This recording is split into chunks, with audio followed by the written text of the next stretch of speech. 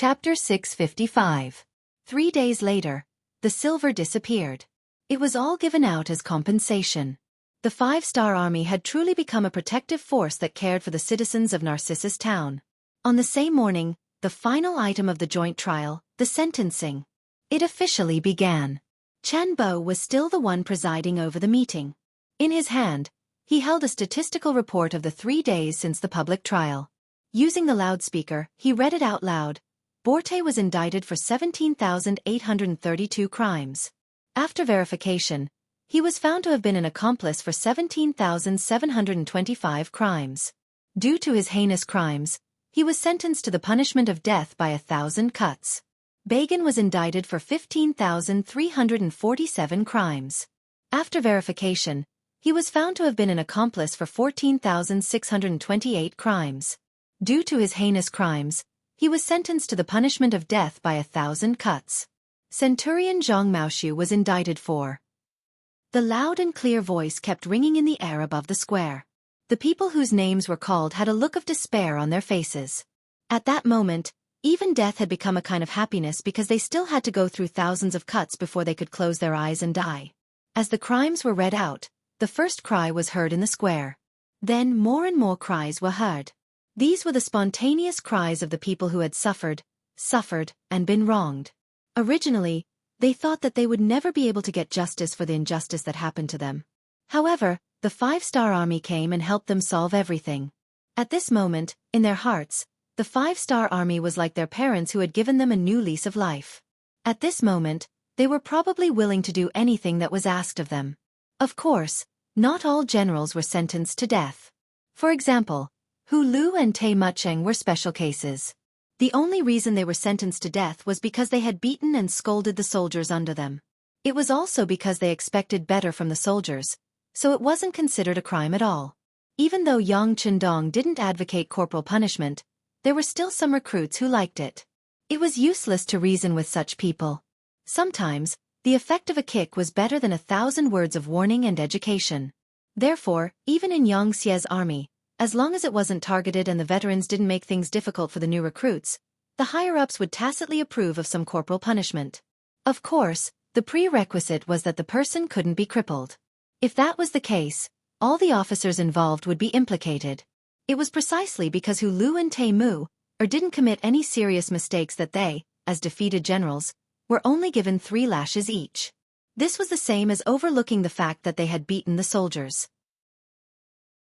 Of course, these 3 whips also meant that they had severed all ties with the past. It meant that from today onwards, they were no longer part of the Jurchens and Mongol cavalry. Instead, they were part of the mercenaries. At this moment, Yang Chendong was meeting the 2 of them in a large hall to talk about this matter. Over the past 3 to 4 days, although the 2 generals would be tied up and sent to the square early in the morning, they still understood what the mercenaries were like. This was a quality that a general must have, which was to be good at observation. It was precisely because of what they saw and observed that they admired the mercenaries from the bottom of their hearts. In their opinion, if their side had achieved such a great victory, it would have been impossible for them to enter Narcissus Town without disturbing or bullying the citizens. Not to mention, over the past 3 to 4 days, not only did the mercenaries not harm a single civilian, they even went into the homes of the civilians after training to chop firewood, fetch water, and do other things within their capabilities. This kind of army had never appeared since ancient times. It was precisely because of this that they quickly won the hearts of the people of Narcissus Town. As a result, many people were thinking that it would be best if the 5-star army stayed here forever and never left. Being personally received by Yang Chendong already proved the value of the 2 generals. Originally, the 2 of them didn't like some of Borte's and Bagan's methods. Now that the 2 of them were still being tortured in the square, death was inevitable and there would be a painful process. So where should the 2 of them go from here? Yang Chendong's appearance expressed his intention to recruit them. With sincerity, the 2 generals only hesitated for a moment before kneeling down and calling him the 6th young master. This meant that from this moment onwards, they had completely joined the mercenaries' camp. Whether it was Hu Lu or Tai Mu, they were both quite strong. However, they were only not bad. It would be a lie to say that they were military geniuses. The reason why Yang Chendong was willing to come was because of their understanding of the local situation and their role as role models among the Jurchens and Mongol cavalry. This time, they had captured 7,000 captives. Among them, there were 3,500 Jurchens and 2,500 Mongol cavalry. These were all people who dealt with war horses all year round.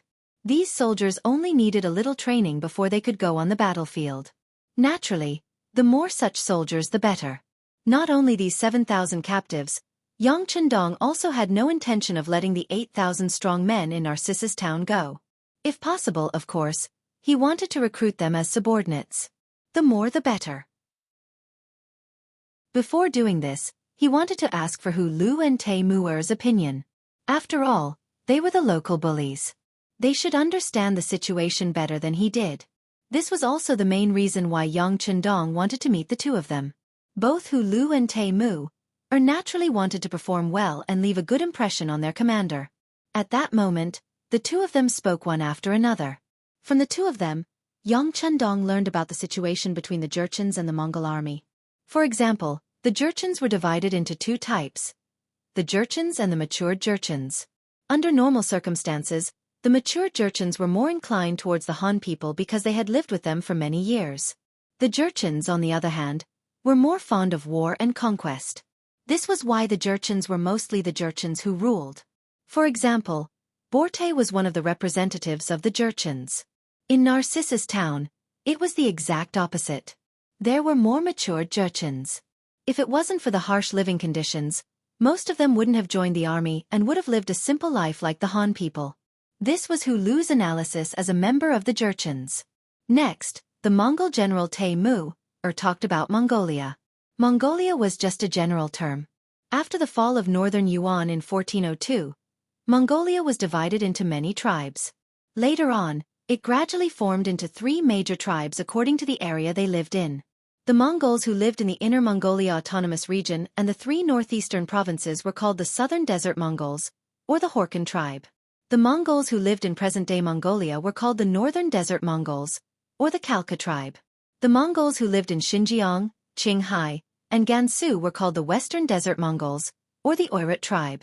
Between the three major tribes, there were many smaller tribes. They would often have disputes over territory and interests, which led to all kinds of wars. In short, there was only one word to describe it: chaos. Often, two small tribes that had a good relationship with each other yesterday might suddenly start fighting against each other today after they had just reached an alliance.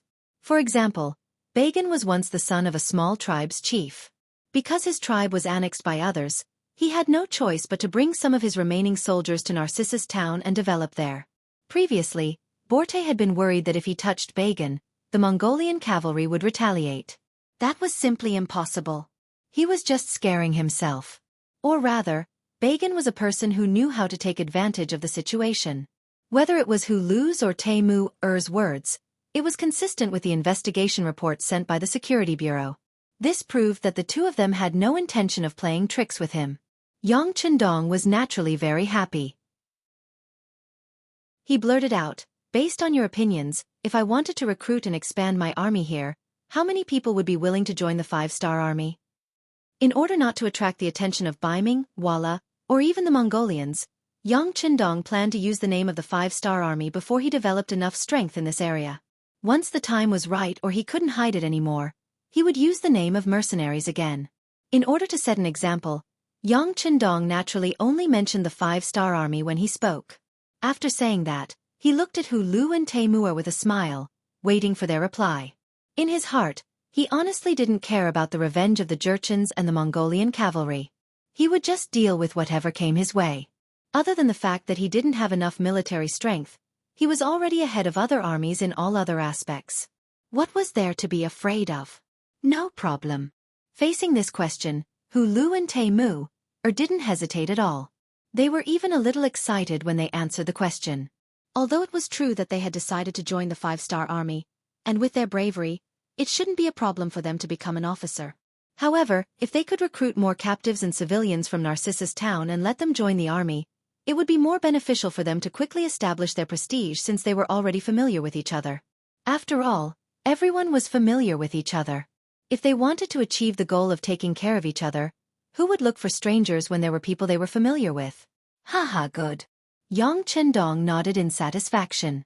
He could see through Hu Lu and Tai Muer's thoughts, But he didn't care. As long as these thoughts didn't affect the overall situation, he would allow them to exist. Since that's the case, I'll have to trouble the two of you to cooperate with Commander Wu Shang, Political Commissar Chen Bo, and Commander Zhuai Feng in recruiting soldiers. Chapter 656.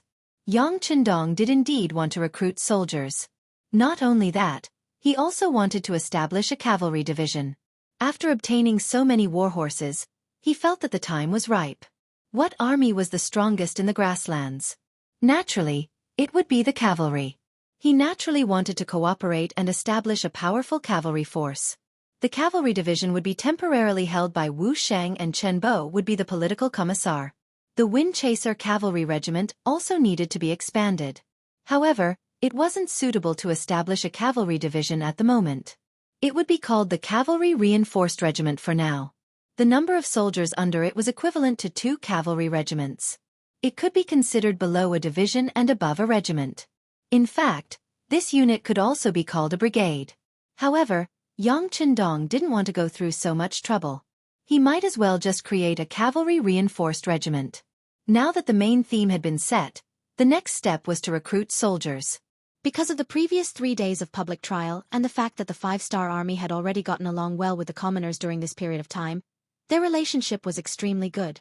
Naturally, there wouldn't be any problems with the recruitment of soldiers. On the contrary, because there were too many applicants, they had no choice but to use the method of selecting the best.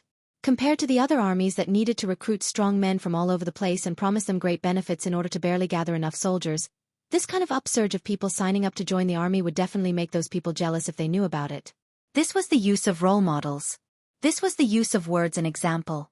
When you truly saw the commoners as human beings and gave them the respect and dignity they deserved, you would discover that their cute side would be revealed.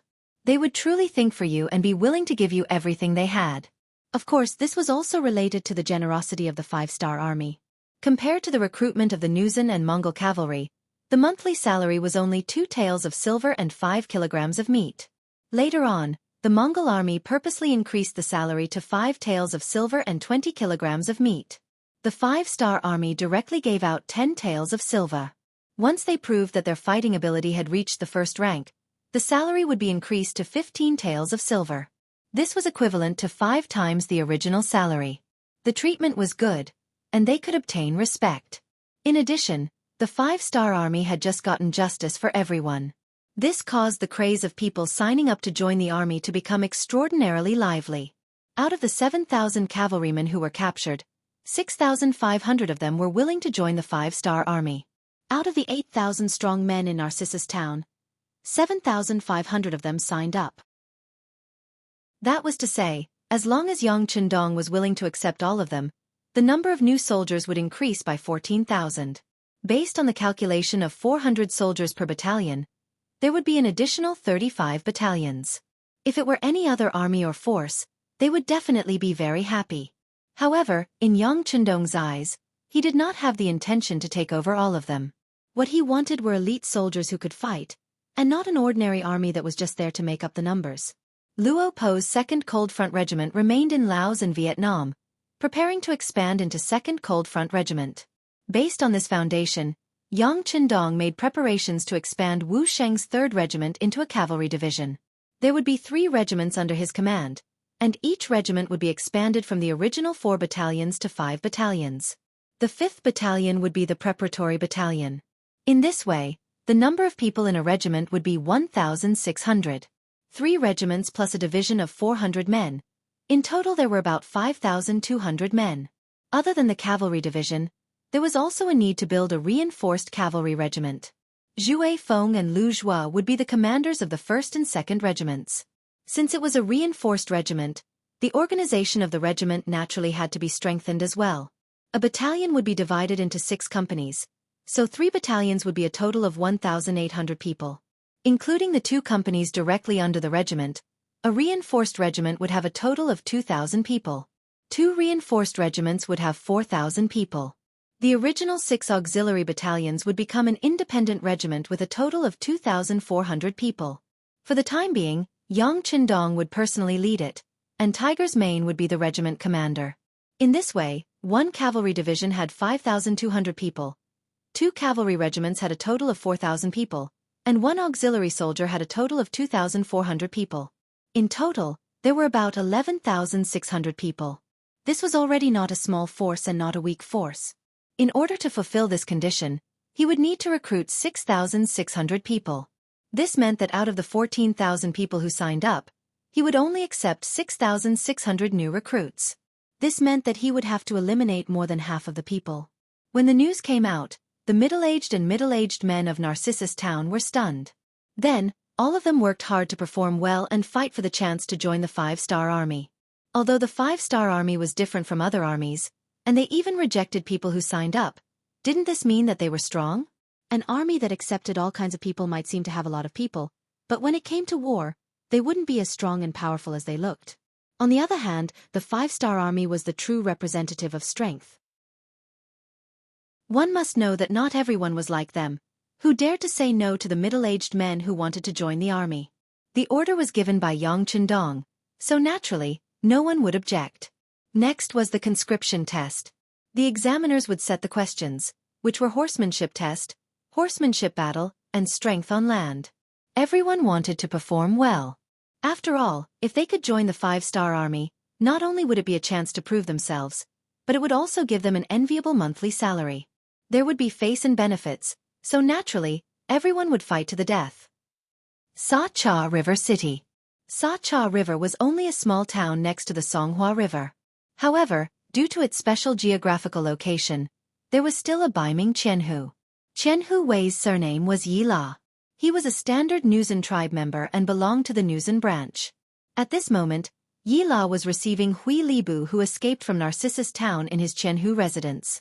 Everyone was a Nuzan and belonged to the Nuzan branch, so naturally, they kept in contact.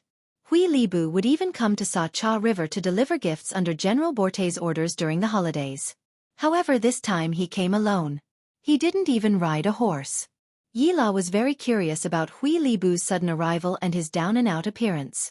However, when he heard about what happened in Narcissus Town, Yi La couldn't help but frown.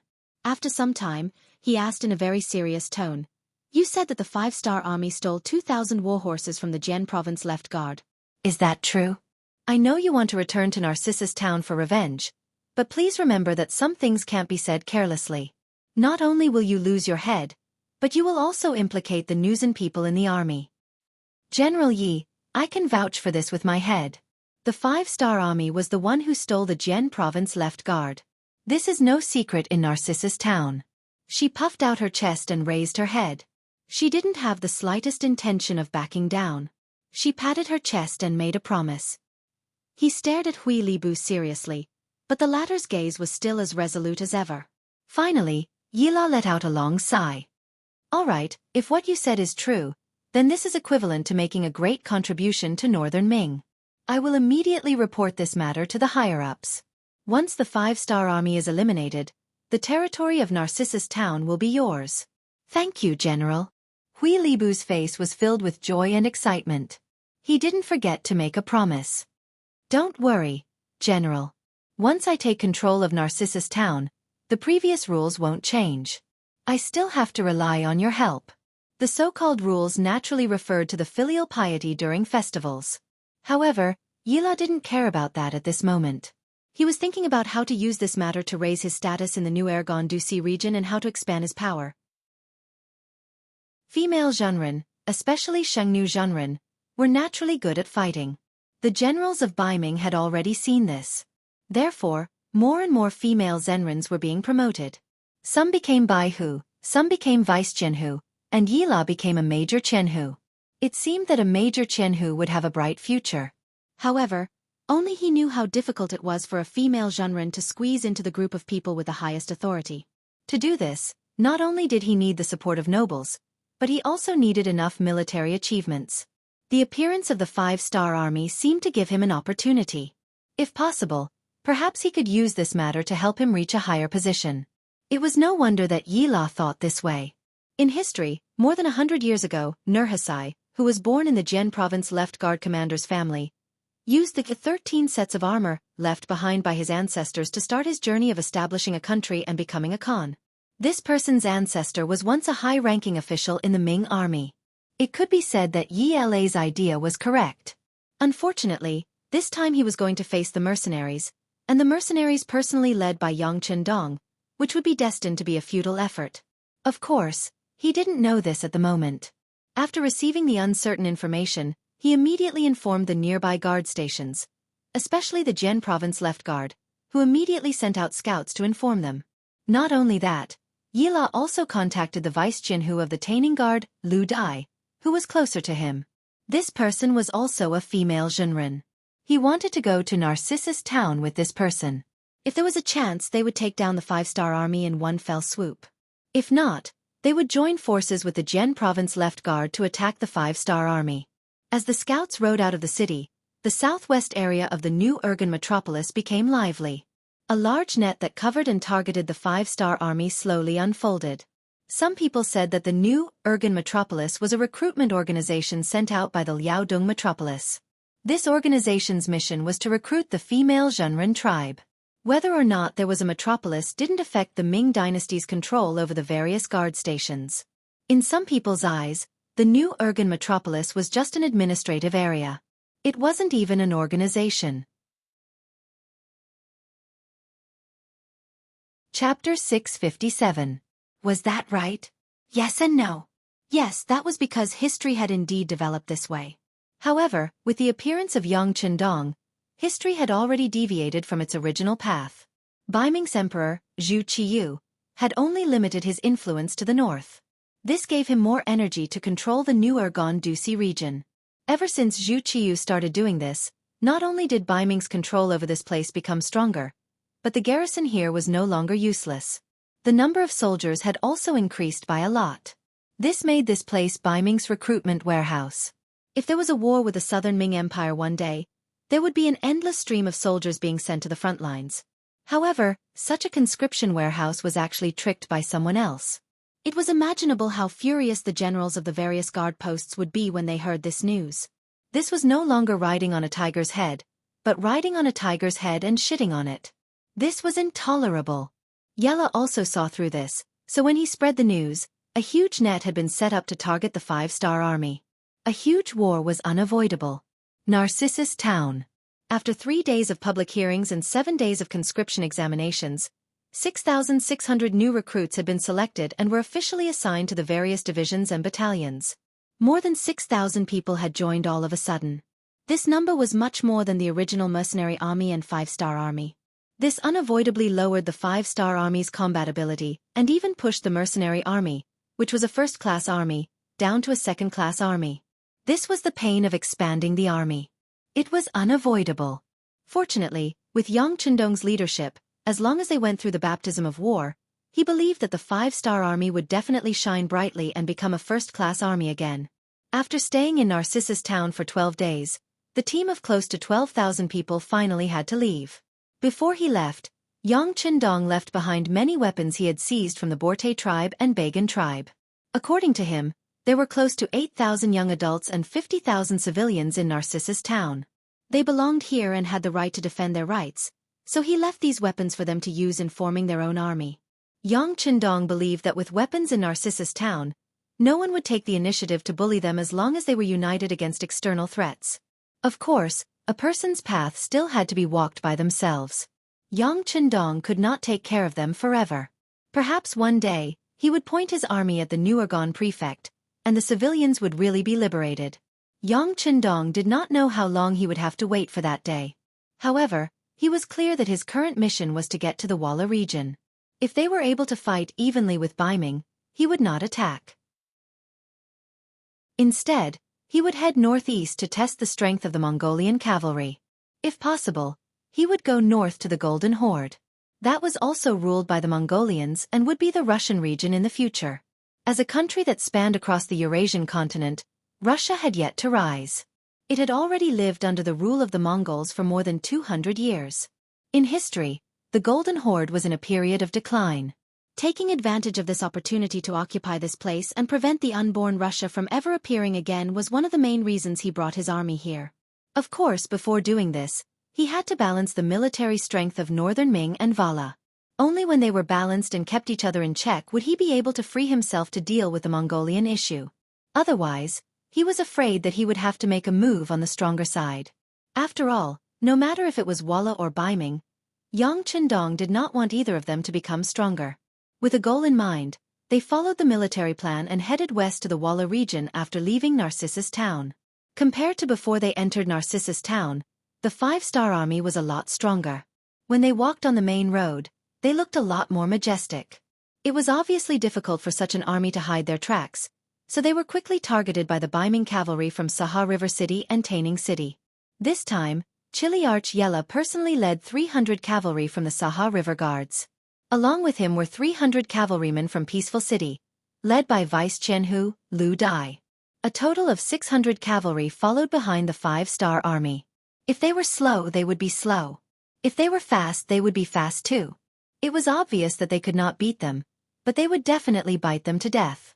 The news of the sudden appearance of Baiming cavalry was immediately sent to Yang Chendong, who was on his white dragon horse. Reconnaissance Battalion Commander Su Yunxing, who was also riding on a horse, came to Yang Chendong's side. Thanks to the expansion of the army, he had filled up another battalion and returned to his position as battalion commander. 6th Young Master, we have already asked around. The ones following us are Baiming cavalry from the Saha River Guards and Taining City. They have a total of 600 cavalry.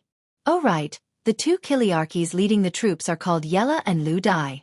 They are both Nuzin. I heard from the captives that they are very good at fighting, Su Yunsheng said excitedly. Although both Yi La and Lu Dai were very careful, if they wanted to follow the 5-star army, they would have to send out scouts to follow them. Just 2 hours ago, Su Yunxing had used the 95 style to injure 2 enemy scouts on horseback. From their mouths, he had hurriedly rushed over to report the situation to them. 600 cavalry? Nuzin generals. Yang Chendong's lips twitched into a smile. Looks like news of what happened in Narcissus Town has already spread. They should already know that we were the ones who stole over 2,000 warhorses from Jian Province, Northern Guard, and Northern Guard. Su Yunsheng was originally feeling smug about getting some information about the enemy, but after hearing Yang Chendong's analysis, he was naturally confused. 6th Young Master, that shouldn't be. We did everything cleanly from the beginning to the end. Although many people in Narcissus Town know about this, we just left. The news shouldn't have spread so quickly, right? Haha, nothing is absolute. Who knows if there are other channels in Narcissus Town that can spread the news to the outside world. Yang Chendong shook his head. He would never underestimate any enemy, nor would he think that he was the smartest person. Because anyone who did this would not live long. There was nothing wrong with thinking the best of things, but preparing for the worst. All right, increase the number of scouts at the front. If I'm not wrong, there should be people waiting for us at the Liao River area in front of us.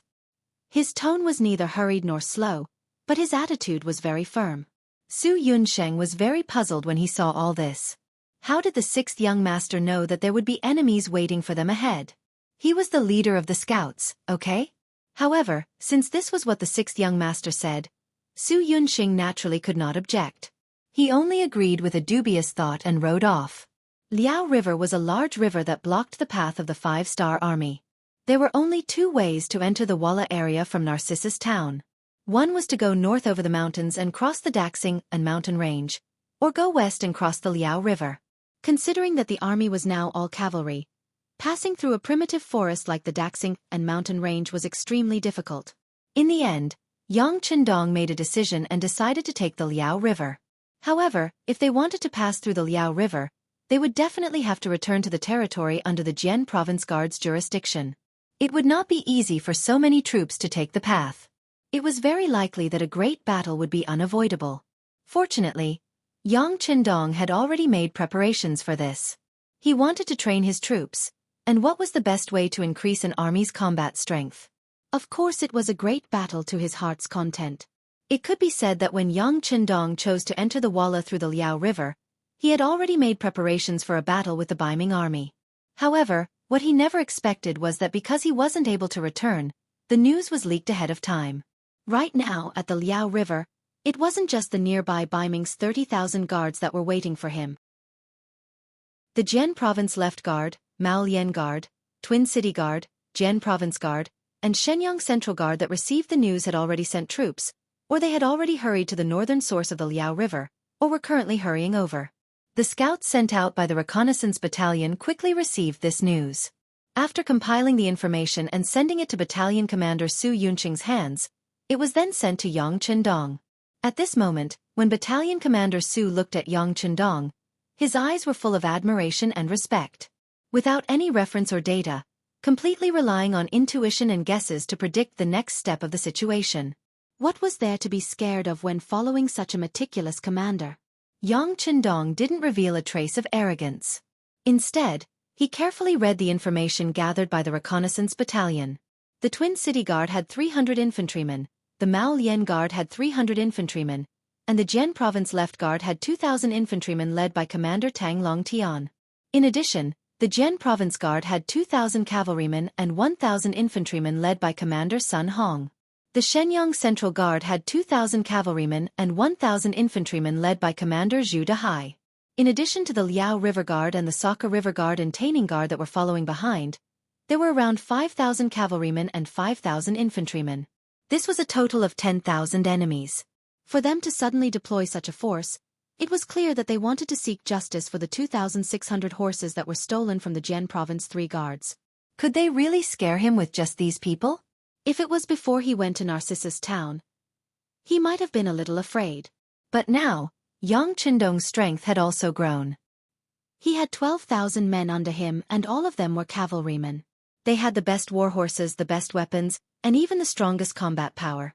Even with the addition of nearly 7,000 men, Yang Chendong could still confidently say that the mercenary army was still a first-class army. With the addition of powerful war horses, they could completely overcome the weakness of having a large number of new recruits. Chapter 658. On the other hand, although these northern Ming guards had been established for quite some time, they were limited by their environment and had not experienced any great battles. With their short-sightedness, it was easy for them to have an arrogant attitude of thinking that the heavens were number 1, the earth was number 2, and they were number 3. This was the time to teach them a good lesson. Calm and collected, full of vigor. After Yang Chendong digested the information and firmly memorized it in his heart, he raised his head again. At this moment, his face was still filled with confidence and his gaze was incomparably firm. Pass down the order, summon all the regiments and regimental commanders for a meeting. As they marched, Yang Chendong met with Wu Shang and the other regimental commanders to confirm that they would not change their route. They had made the final decision to fight the Baiming Guards head-on. What was worth mentioning was that Yang Chendong's troops were not without other options. For example, they could turn back now. Instead of going through the Liao River, they could go through the Dexing and mountain range. Although the path would not be easy to traverse, they could completely avoid the northern Ming guards. However, no one had expressed this intention since the beginning of the meeting. It was as if this choice did not exist. In the eyes of these regimental commanders, they only had one thought, and that was to kill, and kill again. After deciding to fight the Baiming guards head-on, the next step was to mobilize the troops before the battle. In order to maximize the strength of the Jurchens and Mongolians who had just joined, Yang Chendong said that for every enemy they killed, every enemy's nose would be awarded 1 point and 10 taels of silver. In ancient times, there were many ways to record one's achievements. The most common way was to cut off the enemy's head to prove one's achievement. It was fine if one only killed 1 or 2 enemies, but if there were too many, one's entire body would be covered in heads. It would affect one's strength and it would still look too bloody. Yang Chendong suggested that the beheading should be changed to cutting off the nose, also known as cutting off the nose in ancient times. Once a person's nose was cut off, it was likely that not many people could continue to live. The so-called achievement was based on 100 points. Those who had more than 100 points were qualified to become an auxiliary soldier. Those who had more than 1,000 points were qualified to join the Cold Front. This was also Yang Chendong's tolerance towards the Jurchens and the Mongol cavalry. If it were any other alien race, no matter how great their contributions were, they would not be qualified to test Lung Feng. On the other hand, these two ethnic groups were heavily influenced by Han culture. If they were good material, he would not be stingy in polishing them. The rewards were passed down by the division commanders. When they found out that they could get 10 taels of silver for every enemy they killed, the Jurchens and Mongols, as well as the Han riders who had just joined the water ferry town, were all excited. The reason why they were willing to leave their hometown with the 5-star army was because they had a good impression of the army, but more importantly, they wanted to use this platform to show their worth. What was value? Earning more military merits and earning more taels of silver was the most direct manifestation of this. For a moment, they were all rubbing their fists. Whenever they had time, they would take out the whetstones they brought with them to sharpen the sabers in their hands even brighter and faster.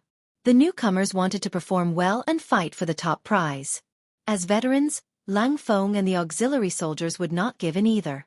Over the past few days, although the cavalrymen from Narcissus Town looked at them with a hint of respect, it could be seen that the respect was due to envy and respect for the continuous fire guns in their hands.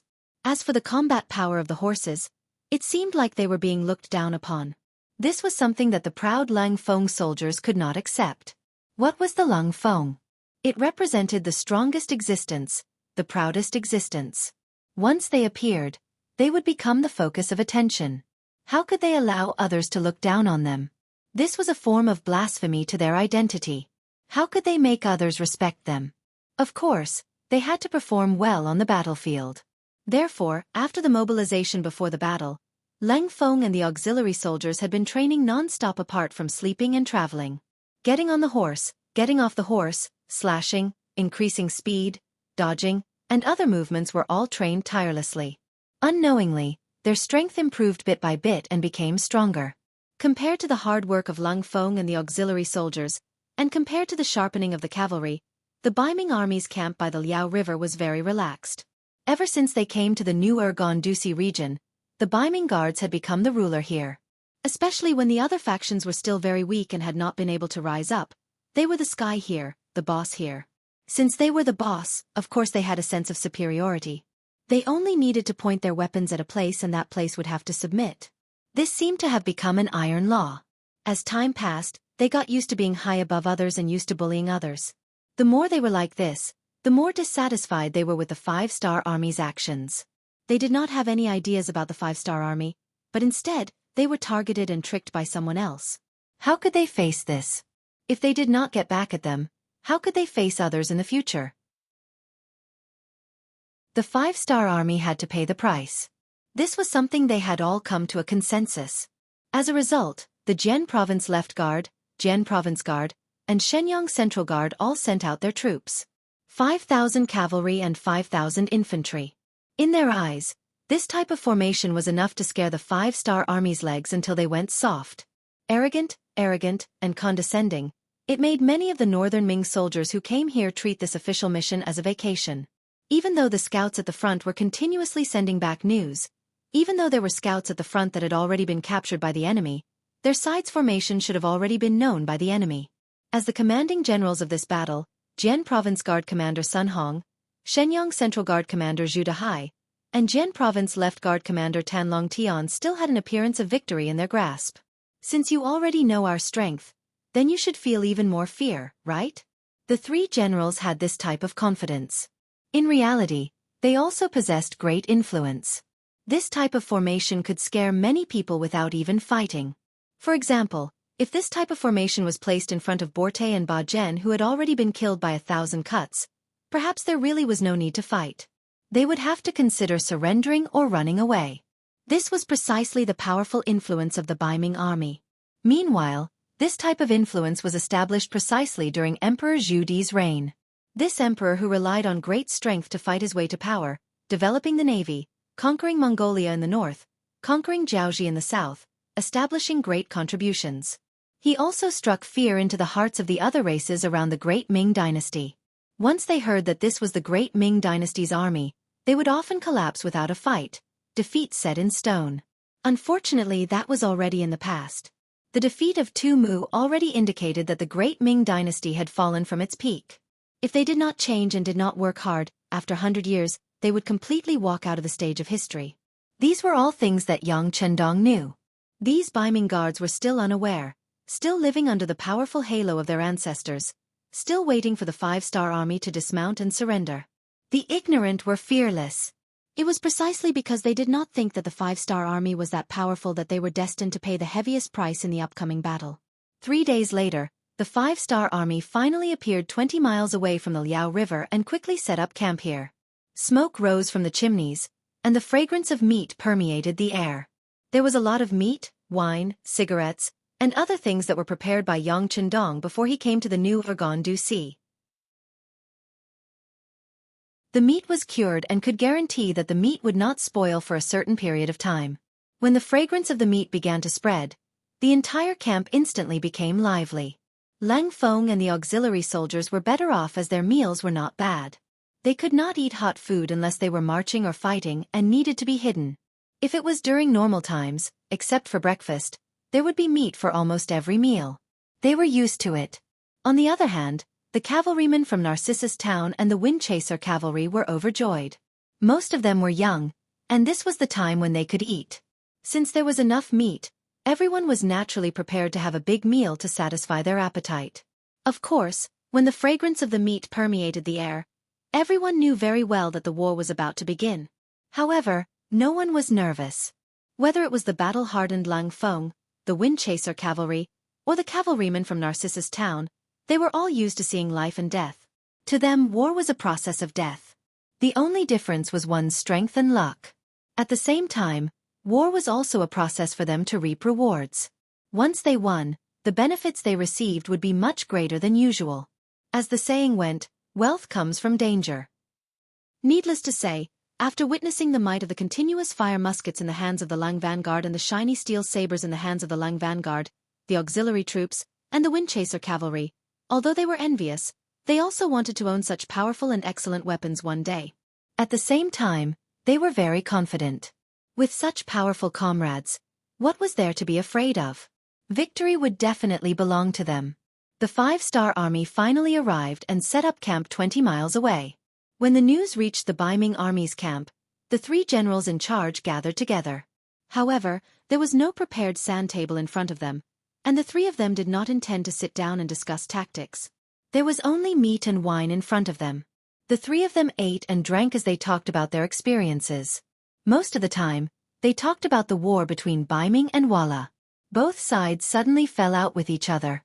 Then, both sides stationed their troops at the border. After that, they began probing each other. Once they got used to each other's tactics or figured out each other's strength, a huge battle would be unavoidable. Chapter 659. As part of the Beiming army, the three generals weren't nobodies. Today they were talking about the war over there. Who knew when they would be transferred to the front lines? Therefore, the three of them were talking about the situation over there. They ignored the five-star army that had arrived in front of them.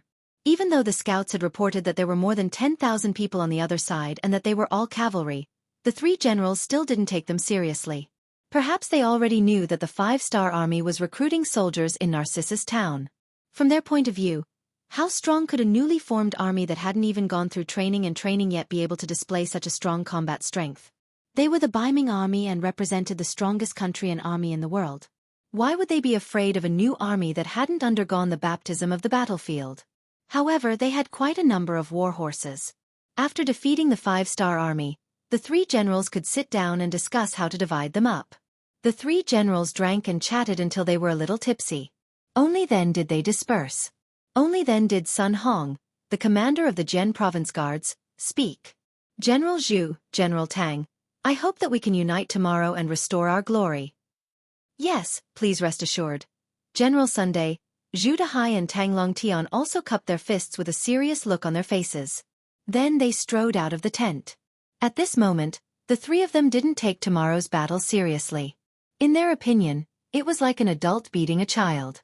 They usually didn't want to lower themselves to your level, but once they stretched out their arms, victory would be decided with a slap.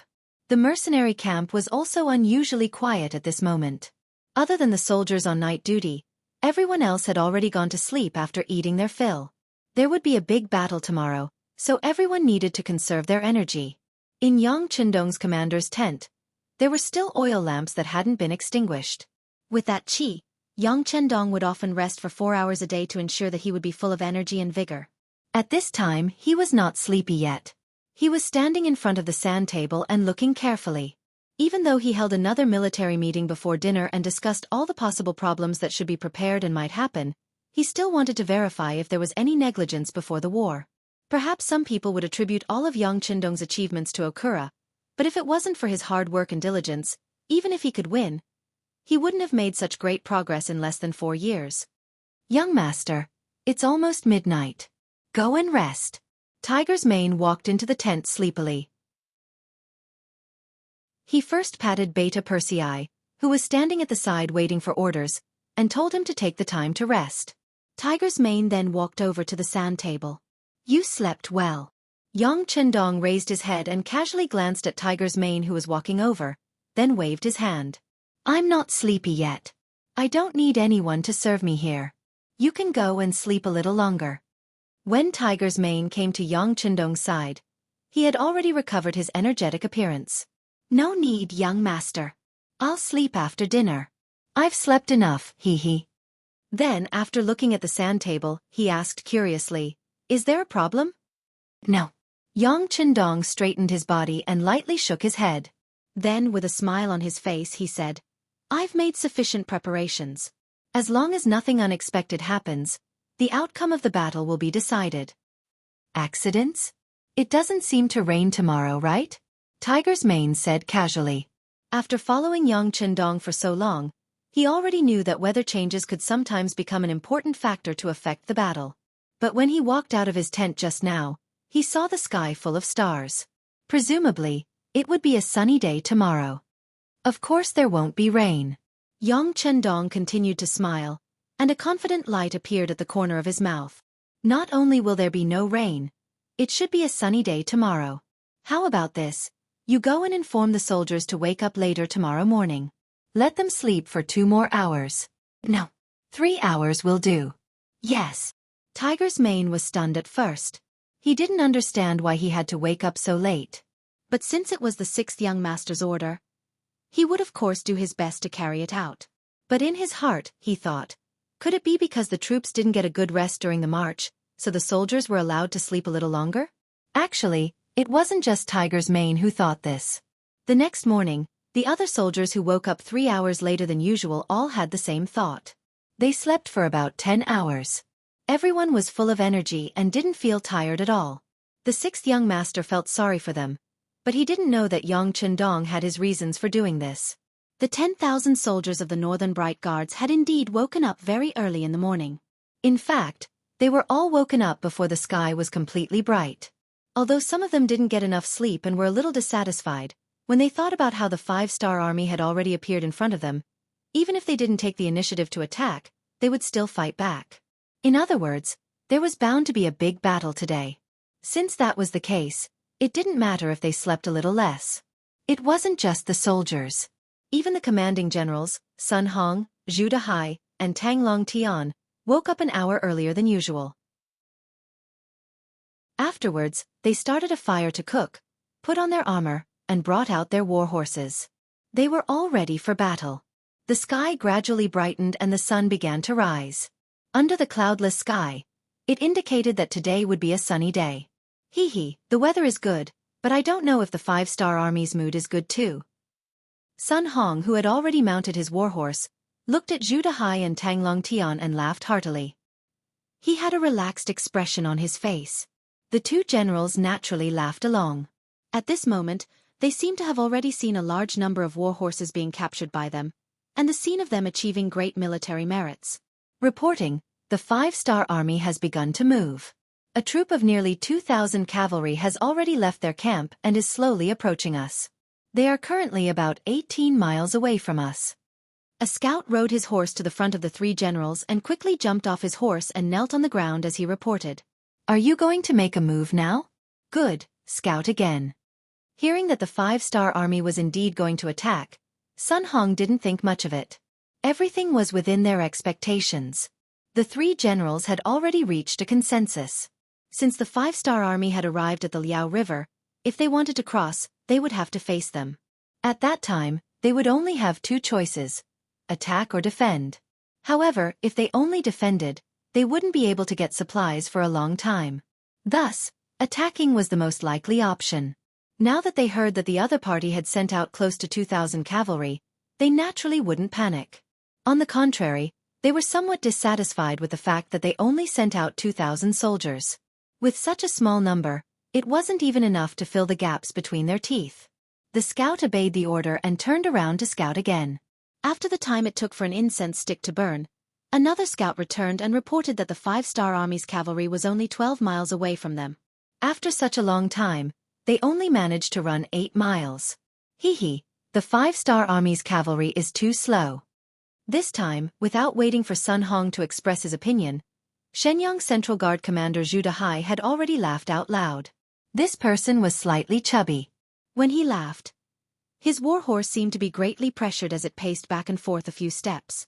The armor on his body also trembled along with his laughter. It looked quite comical. Haha, not bad. The 5-star army's cavalry is too slow. It seems like there's nothing to worry about. Sun Hong laughed and nodded. At this moment, he was even more confident in this battle. After hearing Commander Sun Hong and Commander Zhu Dehai's words, the other Jianghu and Baihu commanders beside them all nodded. The commander of the Zhenzhou Left Guard, Tang Longtian, directly shouted, "Inform the soldiers to be alert and prepare to face the enemy." The Beiming City Guard soldiers who were originally standing by the river lazily were all alerted by their superiors. Some of them held large swords, some of them held shields, some of them held bows and arrows, some of them held spears, and some of them prepared barricades. They all began to move. They were only waiting for the 5-star army's cavalry to appear so that they could teach them a lesson. 20 miles away, in the 5-star army's camp, the soldiers had a good night's sleep. After eating a nutritious breakfast, they began to wait for the order to march. In the command tent, after waiting for the regimental and battalion-level officers to walk in one by one, they stood in 2 rows and looked at Yang Chendong, who was sitting at the head of the table. After looking at each officer, Yang Chendong, who was originally serious, suddenly smiled and explained, "The plan has changed. The time of the attack has been extended to 2 hours, but I don't know if everyone is ready now?" Reporting to the 6th young master, "The preparations are complete. We can attack at any time." The officers were full of energy as they spoke. Good. Influenced by his words, Yang Chendong nodded his head in satisfaction. Then he looked at Su Yunsheng, the commander of the reconnaissance battalion, and asked, "How are the Bugs, Northern Ming cavalry scouts, being dealt with? Have the 1st and 2nd regiments set off according to the plan?" Su Yunsheng, who was called, stood up straight and raised his head. He was full of energy as he said, "Reporting to the 6th young master, 32 Beiming were killed an hour ago. Commander Wu and Political Commissar Chen have already set off according to the plan. They should arrive at the designated location in 2 hours and launch the attack." Beautiful. Yang Chendong snapped his fingers and looked at Su Yunsheng. "The reconnaissance battalion did a good job. After this mission is completed, you will be the first to receive the credit. Now, I have another mission for you. You can take care of the 600 cavalry soldiers that are tailing us."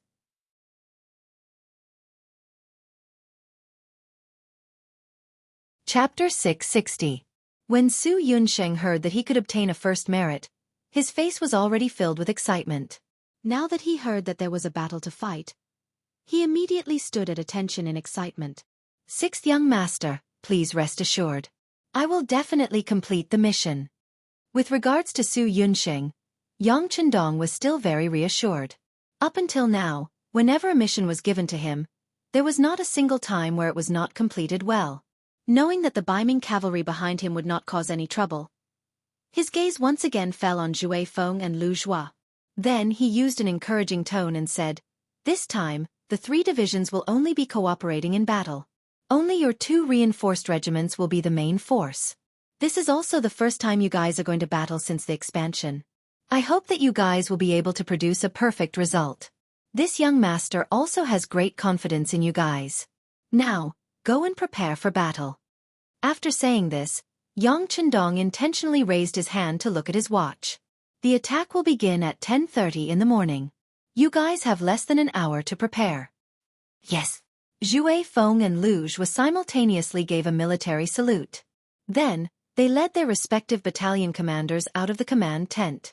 Next, it was time to use actions to perform. No matter how beautiful the words were, it was better to do things well and fight the battle well. In the blink of an eye, the large tent became empty. Seeing that there was no one else around, Tiger Mane could not help but come to Yang Chendong's side. Young master, you see that they all have a mission. The auxiliary barracks can't always be idle. The 6 battalion commanders have already reported to me. They also want to contribute and go to the battlefield. According to the original plan, the auxiliary barracks really had nothing to do with this battle. Their main mission was to take care of the logistics and the resources in their hands. When they first came to Sea Town from the sea, they brought a lot of resources. If anything happened to them, then the food and water of the army would become a problem. However, Yang Chendong could understand Tiger's man's feelings.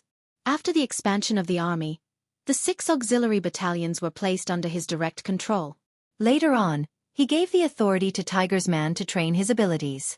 This made Hu Mang so happy that he almost choked. As Yang Chendong's closest and most trusted person, he had a lot of power. Not only did the 2 guards have to listen to him, even the other division commanders had to be respectful when they saw him. But after all, he had never led an army before. This was his regret. Now it was all right. The young master had helped him make up for this regret. Now that he had 6 auxiliary barracks in his hands, if there was a big battle, he definitely wouldn't be able to participate, so there was no need to mention how anxious he was. Yang Chendong pondered for a moment.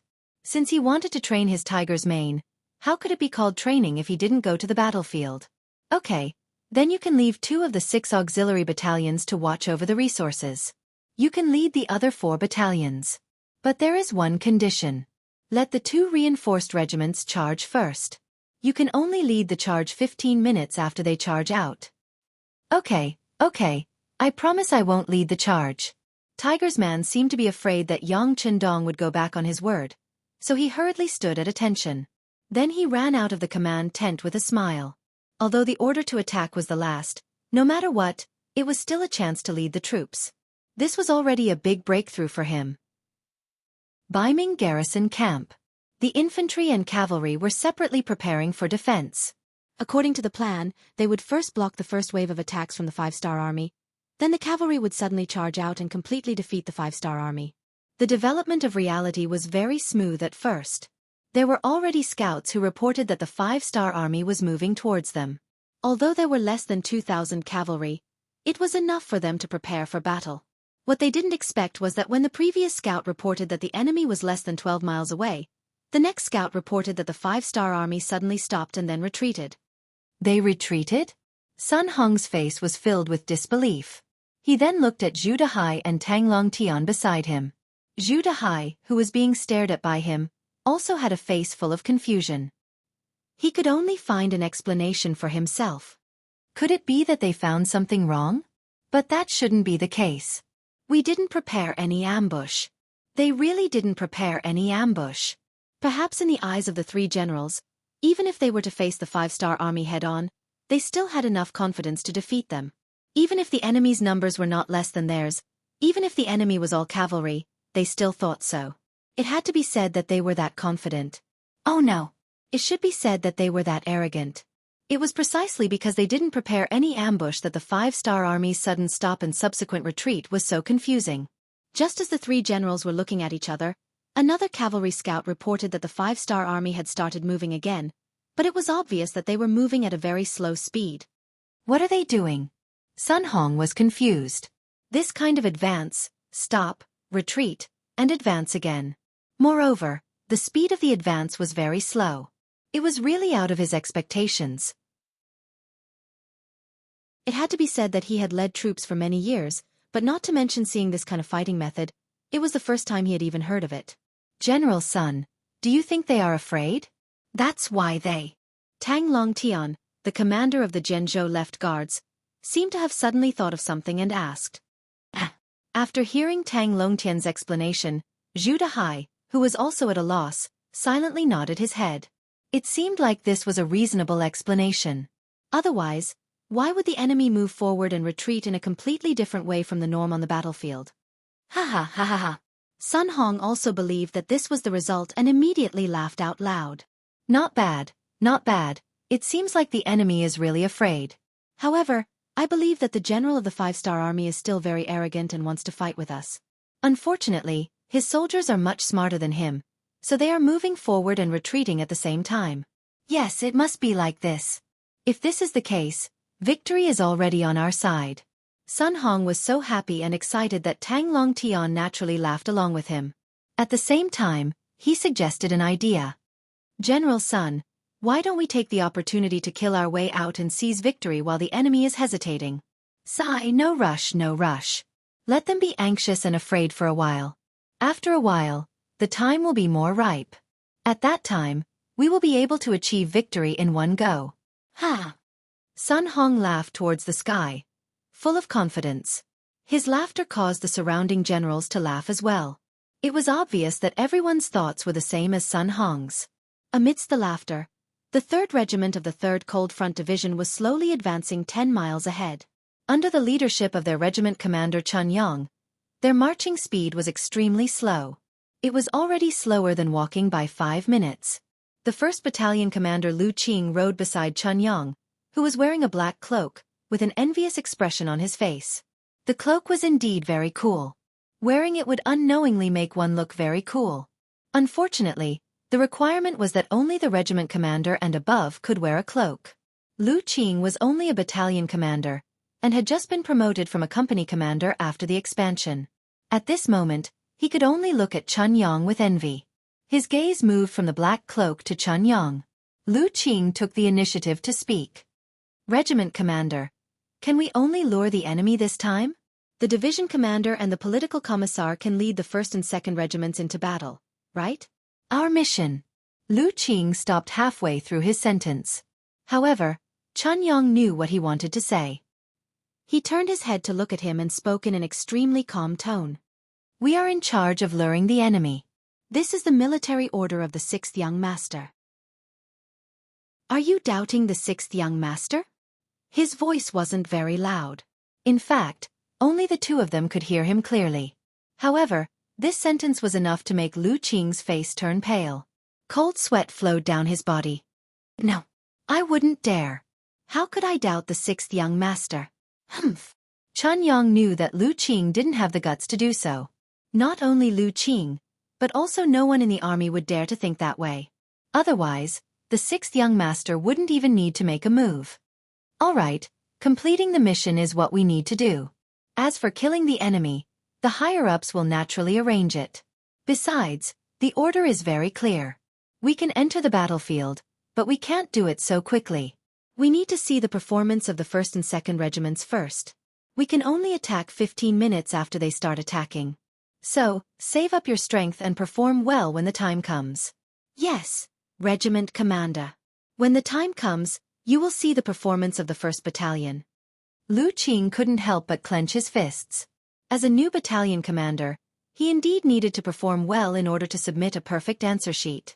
The conversation between the two came to an end. The two of them didn't have any doubts about the order they received. For example, why did they have to retreat after advancing for a while? For example, why did they have to slow down? Since it was an order given by the 6th young master, it must be correct and the most reasonable. In fact, it wasn't only Regiment Commander Chunyang who didn't think about this question. Even the other regimental commanders didn't think about this question. If they thought about it, they would think that the 6th young master delayed the attack in order to completely outflank the enemy. At this moment, it was already noon. The sun was moving towards the highest point in the sky and began to roast the earth. 5-Star Army's main camp. When the clock pointed to 10:30, the regiment commander of the 1st Regiment, Zhu Feng, and the 2nd Regiment commander, Lu Zhua, looked at each other and raised the sabers in their hands. Then, 2 black cloaks rushed out. They each led 2,000 cavalrymen and rushed out of the camp. They directly charged towards the Beiming army 20 miles away.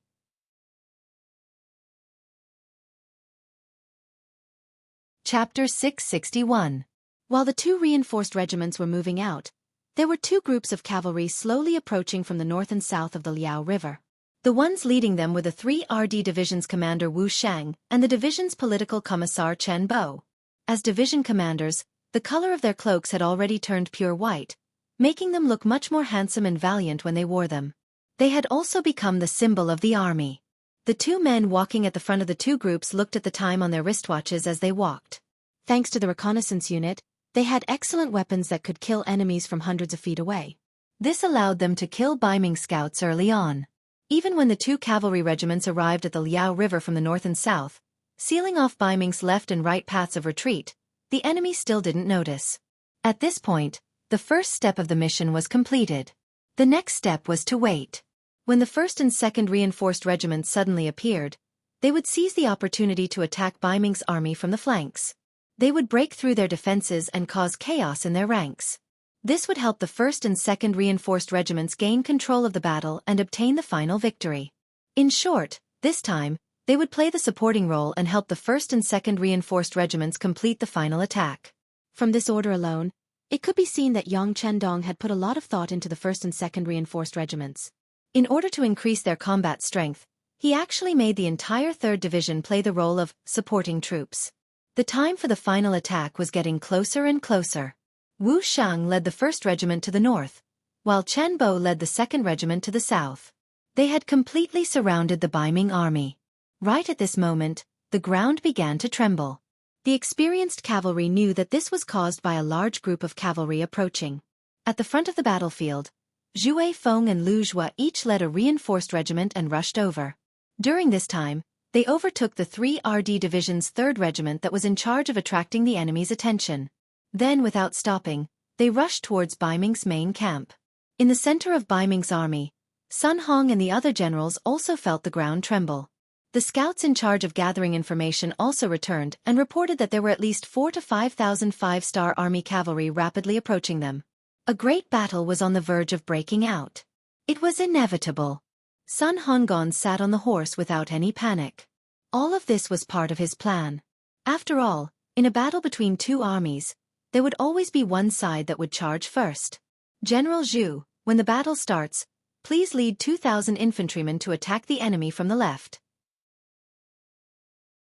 This general will lead 2,000 cavalrymen to attack the enemy from the right. I'll have to trouble General Tang to take charge of the middle corps. Are you all okay with that? Sun Hong glanced left and right before his gaze landed on Generals Zhu Dehai and Tang Longtian. Even though Sun Hong's position was the highest among them, the commander of the Jian Province Guards, a major 3rd rank existence, while the other two were minor 3rd rank and major 4th rank military officials, both of them far inferior to him. But after all, they were not from the same institution. They could choose to listen to his arrangements, or they could choose to act on their own. This was the reason why he was so polite. Understood. Fortunately, before the great battle, the three of them had already sat down together to discuss tactics and tactics. They agreed that Sun Hong would be the leader, so now, there naturally wouldn't be any problems. They cupped their fists and agreed. Very good. Then have the infantrymen make preparations to intercept the war horses. We have to stop them no matter what. Let these cavalrymen know just how insignificant their strength is when facing our Baiming's army, just how small their strength is, and just how small their strength is. Meanwhile, with only one person blocking their first wave of attacks, the other side are all new recruits, so their morale will definitely take a hit. They won't be far from becoming a defeated army. Sun Hong's face was full of high spirits. This time, they couldn't head to the front lines to fight Walla to the death, so they would just display their skills by the Liao River.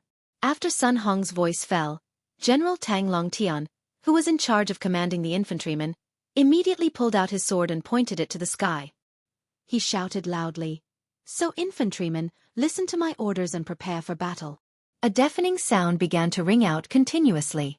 1,000 shield-wielding soldiers with iron shields gathered in the center of the battlefield. From afar, they looked like a black flood of steel, forming an iron wall, blocking the path of the 5-star army's cavalrymen. In front of this black iron wall, there were 1,000 Baiming soldiers setting up stakes and other objects. Behind the black iron wall, 1,000 archers also stood in rows, holding strong bows in their hands and carrying quivers of arrows on their backs.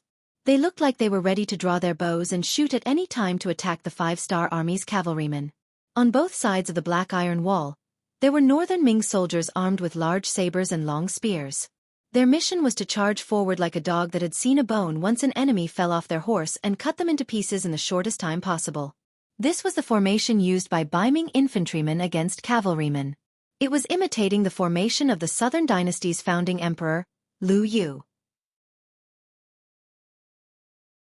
In the past, When facing the powerful Northern Wei cavalrymen, Lu Yu had 700 soldiers go ashore and the Yanhe River tribe set up hundreds of chariots to defend against the cavalrymen's charge.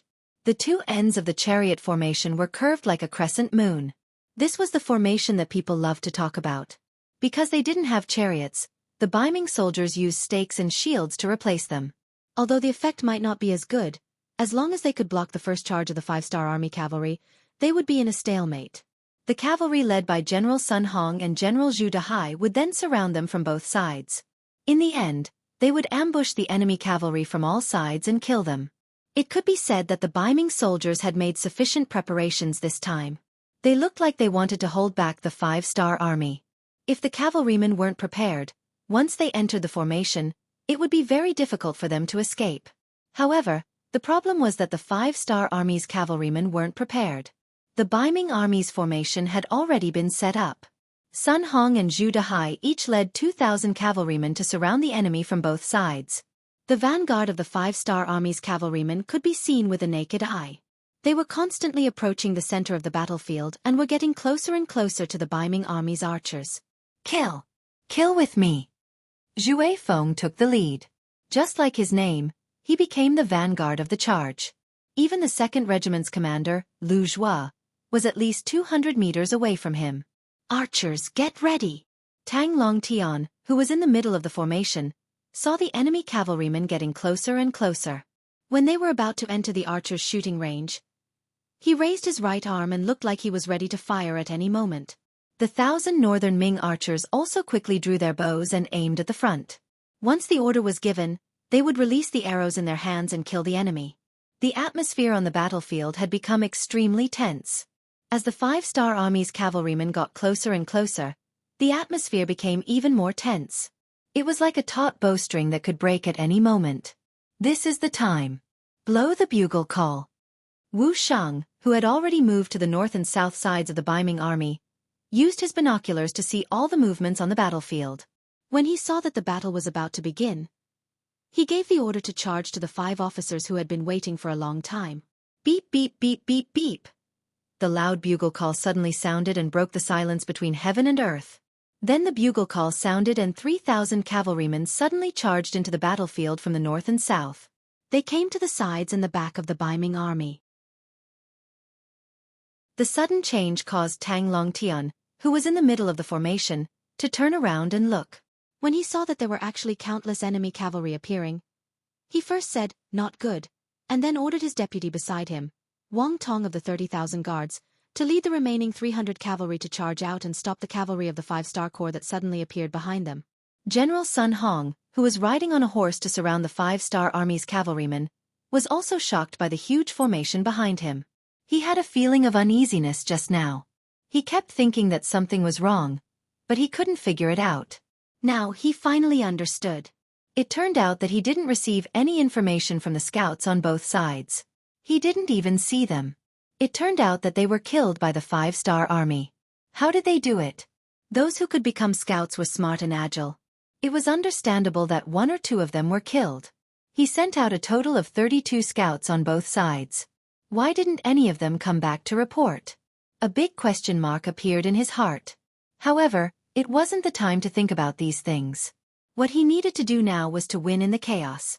Since there were already enemy cavalrymen behind him, even if he went back now, he wouldn't be able to avoid losses. He might as well go according to his original plan and kill them. As long as he could heavily injure or eliminate the 5-star army's cavalrymen, he would be able to retreat and deal with the enemy behind him. Originally, he wanted to wait for the enemy to enter the infantry formation. He wanted to wait until both sides were in a stalemate before making his move. But now, it seemed that he couldn't wait anymore. Since that was the case, he could only attack first. Sun Hong quickly made a decision. The 2,000 cavalrymen who were originally moving slowly started to move under his command. They suddenly accelerated and charged towards the 5-star army's cavalrymen. But just as they rushed forward, an even bigger problem appeared. Strong rays of sunlight shone into their eyes, causing them to close their eyes involuntarily. They couldn't even see what was happening in front of them. How could they fight this battle? Sun Hong was also unable to see the situation in front of him because of the strong sunlight. He couldn't help but think in his heart, Could it be that even the heavens want to take care of the 5-star army? How could he have known that Yang Chundong intentionally launched his attack 4 hours later? The effect was finally revealed. It was noon, so the side facing the sunlight would naturally suffer a great loss. This was also the reason why the cavalrymen of the 3 divisions would sometimes advance and sometimes retreat. They wanted to drag out the time until the sun was high up in the sky. When the sunlight was absolutely effective, they would launch their attack. In a situation where even the weather was taken into consideration, Sun Hong's charge naturally caused a huge problem. It was equivalent to announcing the outcome of the battle, and even the death penalty for some people.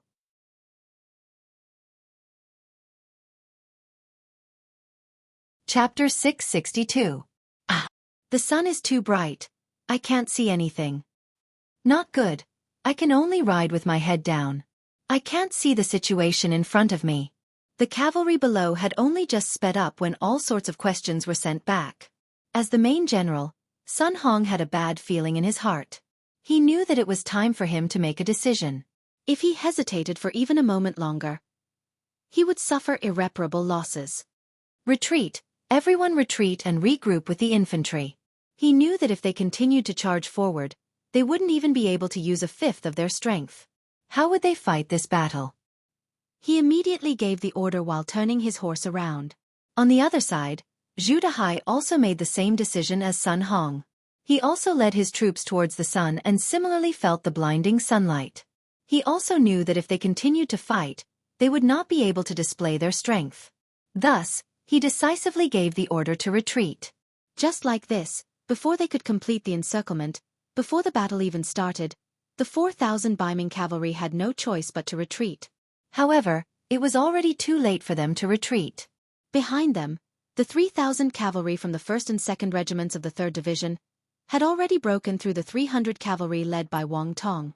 In front of 10 times the cavalry, Wang Tong had acted in a panic. After a single charge, Wang Tong was cut down on his horse by Wuxia, who was wielding a steel saber. With the death of their main general, the rest of the cavalry lost their morale. They put up a show of resistance and threw down more than 100 corpses before returning to the middle of the infantry. Behind these 100 over Northern Ming Dynasty cavalrymen, there were over 3,000 cavalrymen from the 5-star army. They urged their horses to chase after the Northern Ming Dynasty cavalrymen while shouting loudly. From time to time, they would shoot arrows with the bows in their hands. Without any morale, the 100 or so Baiming cavalry didn't even have the strength to fight back. After throwing down more than half of the corpses, less than 80 of them made it back to the middle of the army. Before they could even gain a foothold, Wu Shang and Chen Bo had already led the 1st and 2nd regiments to kill their way behind them. Every time they raised their sabers, they would reap the life of an enemy soldier. At the front, Wind Chaser had already led a company of cavalry as the vanguard to kill Baiming's infantry. With their superb horsemanship, they leaped over the barricades on the ground and launched a series of fierce attacks on the shield-bearers. Due to the chaos at the rear, the 1,000 shield-wielding soldiers were already in disarray. The enemies at the front were also charging ferociously. Very quickly, some of the weaker Baiming infantry broke away from the formation. Every time this happened, they would be faced with the fall of a sharp saber, or the result of a person's head flying off with a raise of a saber. Following Zhu Feng's arrival, 1st Battalion Commander Deng Yu, 2nd Battalion Commander Gao Danhua, and 3rd Battalion Acting Battalion Commander Hu Lu's subordinates all followed behind. With the advantage in numbers and the speed of the steeds, the infantry shield-bearers, who were already riddled with holes, suffered heavy pressure again and again. Finally, their formation was thrown into chaos, and they were all separated and killed by the cavalry. Regiment Commander Lu Zhua of the 2nd Reinforced Regiment also rushed over. Seeing that the enemy's infantry were already in disarray and that it was only a matter of time before they were defeated, he turned his spear and aimed it at Zhu Dehai's 2,000 cavalry that were still retreating. Battalion Commander Ma in the middle, Battalion Commander Ding in the left, Battalion Commander Tay in the right. Everyone, follow me and kill. Lu Zhua had been promoted from the Auxiliary Regiment Commander to the Cavalry Regiment Commander. He wanted to perform well, but at this moment, Zhu Dehai's troops had become his stepping stone. In addition, the 3 battalion commanders under him were also outstanding cavalry. For example, 1st Battalion Commander Ma Xiangshan, 2nd Battalion Commander Ding Shan, and 3rd Battalion Acting Battalion Commander Mu were all people who had interacted with war horses for many years. He was very confident in their strength. Now that he had the opportunity, he naturally wanted to use his cavalry to attack his cavalry. He wanted to see the strength of his cavalry regiment. Cavalry against infantry, and with the advantage in numbers, even if he won, there was nothing to brag about. However, when cavalry fought against cavalry, it would be a battle of swords and spears. It would depend on one's ability. The originally proud Ma Xianxia and the others wanted to perform well. With Lu Zhu's order, it could be said that it was exactly what they wanted. Immediately, the 2,000 cavalry of the reinforced regiment quickly changed direction and went straight for Baiming Zhu Dehai's troops who were still retreating. Zhu Dehai, who was retreating, let out a sigh of relief. They didn't have to face the sun anymore. This allowed his cavalry to display their original strength. As the main commander, he had more confidence in his heart. However, before he could fully recover from his shock, a large number of cavalrymen appeared in front of them. This cavalry unit was wearing all kinds of clothing. From afar, there were Nuzan's clothing, Mongols' clothing, Han people's clothing, and even army green clothing. It could be said that there were all kinds of clothing. However, they all had one thing in common, and that was that each of them held a shiny saber in their hands, and each of them wore a pair of ink-black goggles that protected their eyes from afar. Naturally, the northern Ming cavalry would be at a disadvantage if they were to face the sun head-on. However, with the addition of the sunglasses, the 2nd Regiment was no longer a problem. The glare of the sun had been reduced infinitely and was placed at the side. Right now, what they needed to do was to charge and charge. In the process of charging, the cavalry drew their bows and shot. As they approached, they shot the Baiming cavalry who were not fully prepared. Zhu Dehai's troops, who were retreating, had already lost their formation. Not to say that their formation was in chaos, but it was not too far off. Perhaps if they were given a certain amount of time, they could reorganize their troops. But would Lu Zhu give them time? One side was unprepared, and the other side was ready. One side was retreating in panic, and the other side was advancing bravely.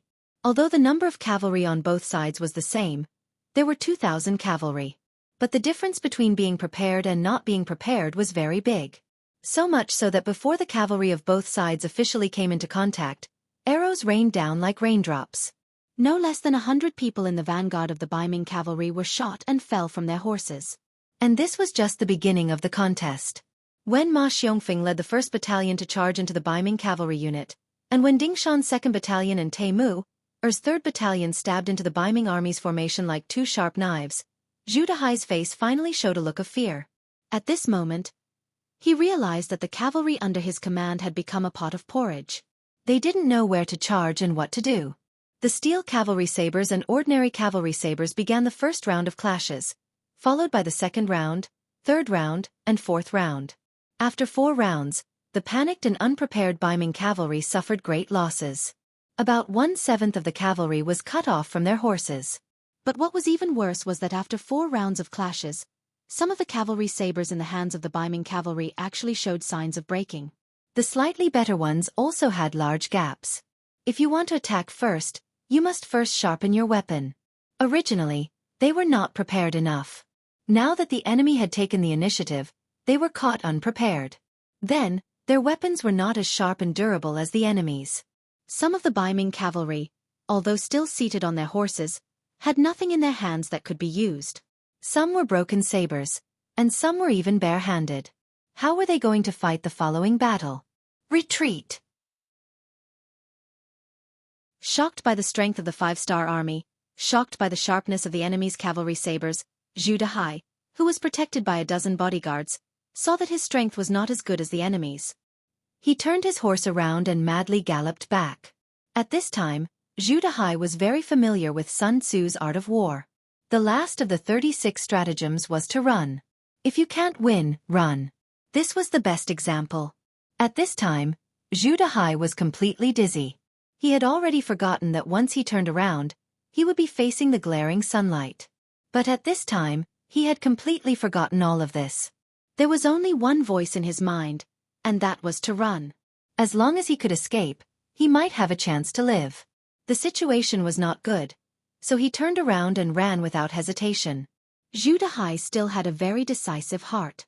But his luck was really too bad. After running against the sunlight for a few li, a large army suddenly appeared in front of him. Because of the light, he only saw the enemy swarming towards him when he was less than 2 li away. The dust that covered the sky and covered the sun was flying. It was the cavalry led by the 3rd Division's 3rd Regiment, the Spring Sun Division, and the Independent Regiment Tiger's Mane. There were close to 3,000 people. According to Yang Chindong's orders, they had set off 15 minutes later. As if they were afraid that the enemy would be wiped out, from the beginning of the charge, the two cavalry forces were racing against each other, afraid that they would be one step slower than the enemy.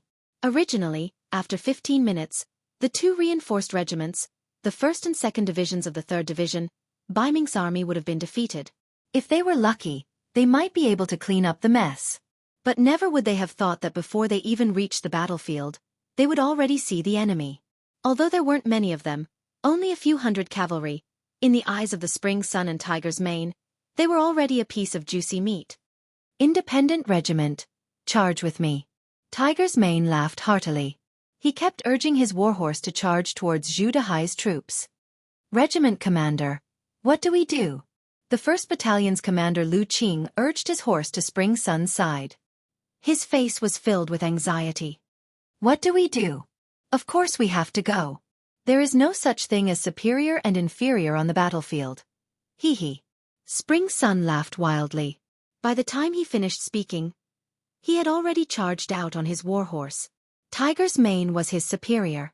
Even his division commander, Wu Sheng, respected him. But this was the battlefield. There was no such thing as modesty when killing the enemy. Seeing the regiment commander dashing out without any hesitation, Battalion Commander Lu Qing laughed out loud and followed after him. The soldiers of the 3rd Regiment also yelled and shouted as they charged forward with their sabers in hand.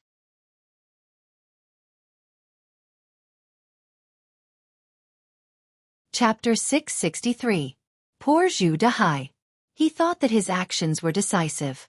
He thought that he was like a gecko with a broken tail and that he could finally escape. But he never imagined that he would have to face two ferocious armies. When he discovered his opponents, his fate was already sealed. The cavalry from both sides collided in the blink of an eye. Just as the cavalry clashed with the cavalry, blood splattered everywhere. Sharp sabers flashing with silver light were constantly raised and chopped down. One by one, the Baiming cavalry was forced to block the attacks. Some of them couldn't even withstand one blow and were immediately chopped down from their horses. Some of them were quite good on horseback, but when faced with continuous chopping and chopping, how many times could they block? They could only raise their arms a few more times.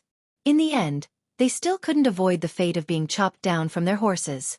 Zhu Dehai's horse riding skills were considered passable. He was barely able to exchange blows with the two 5-star army cavalrymen. Under the powerful impact, he could already feel his arms swelling. Just as he was thinking that he wouldn't be able to withstand a few more collisions like this, he was afraid that he wouldn't be able to lift his arm anymore. However, when their weapons collided for the 3rd time, a completely unexpected scene occurred. The saber in his hand actually broke into 2 pieces. How could this be? This scene caused Zhu Dehai's eyes to widen. The quality of the saber in his hand wasn't bad. How could it break after only 3 collisions? If he didn't even have a weapon, how could he fight? All kinds of thoughts flashed through his mind. Then, another cavalry from the 5-star army flew past them. Zhu Dehai reflexively raised his right arm to block the attack. But then, an intense pain spread from his arm to his entire body. Then, he stared in disbelief as his right arm was separated from his body. Fresh blood spurted out from his body and filled his eyes. His right arm was already gone. He didn't feel the pain because the saber in the hands of the 5-star army was too fast. It was so fast that he didn't even feel the pain before everything was over. And before he could cry out in shock, another cavalry from the 5-star army rode past him. This was a scene that he would never forget for the rest of his life. For the first time, he could clearly see his own back. That was the last thing he saw before his head flew high into the air. Then, there was only darkness, an endless and boundless darkness. The hundreds of Baiming cavalry that escaped were quickly disintegrated under 2 charges from the 5-star army. About 2/3 of them died in battle and 1/3 was taken captive. At the same time, The Baiming cavalry under General Sun Hong was also targeted by the reinforced cavalry regiment. When Windchaser discovered that Liu Zhu's troops were chasing after Zhu Dehai's troops, he gave the task of dealing with the Baiming infantry to the 1st and 2nd regiments of the 3rd Division. He led the reinforced cavalry regiment to target the more powerful Sun Hong's troops. Using young master Yang Chundong's words, 10,000 cavalry against 5,000 Baiming cavalry and 5,000 Baiming infantry. The battle hadn't even started yet, but the outcome had already been decided.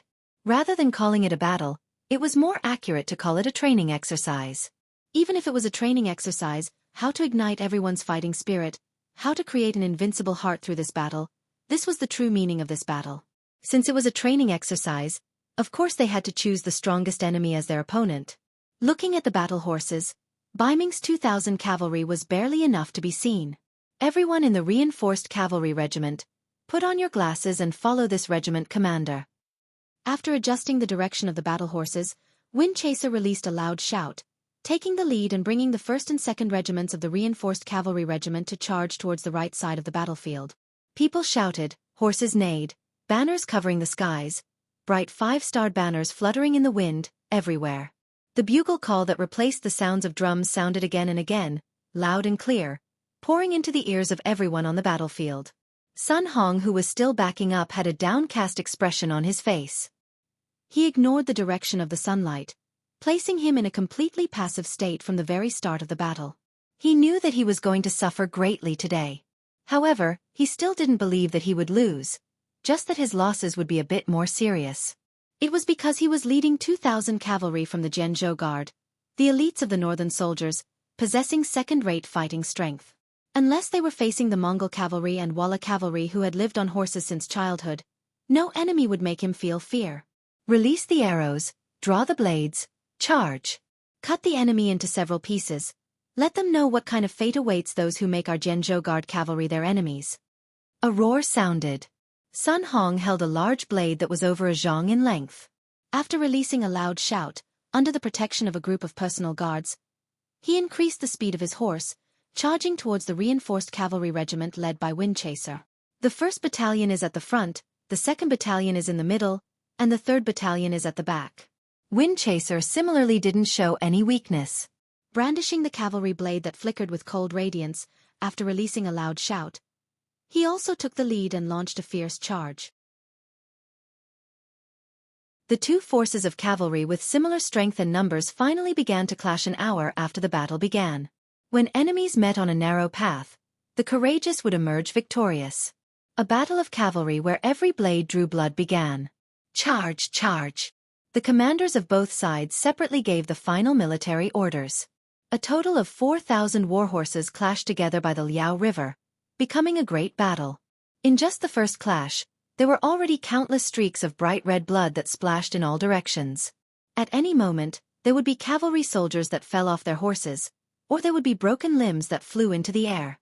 There were Baiming cavalry, Nuzan cavalry, Mongol cavalry, and Han cavalry that fell off their horses. At this moment, the cavalry all displayed their abilities. At this moment, no one would show you the slightest bit of leniency because of your background or race. At this moment, if you didn't kill others, then you would be killed by others. No one was an exception. Windchaser raised his cavalry blade, already continuously hacking down more than 10 people. At least 4 Baiming cavalry were chopped off their horses by him. At the same time, 3 enemies were injured by him. His body also suffered 2 cuts. Fortunately, he had the protection of the bulletproof vest, so these 2 cuts didn't truly injure him. Zhenzhou Guard cavalry is unordinary after all. After another charge, Windchaser, who had rushed to the back of Baiming cavalry, reined in his horse. He sighed in his heart, and at the same time, his fighting spirit was infinitely aroused. You guys are very strong, right? That's good. The stronger the opponent, the more you can train yourself. He believed that after this battle, although there would be some losses in the reinforcement regiment, their combat strength would definitely increase by a lot. Wasn't this what the 6th young master and himself wanted?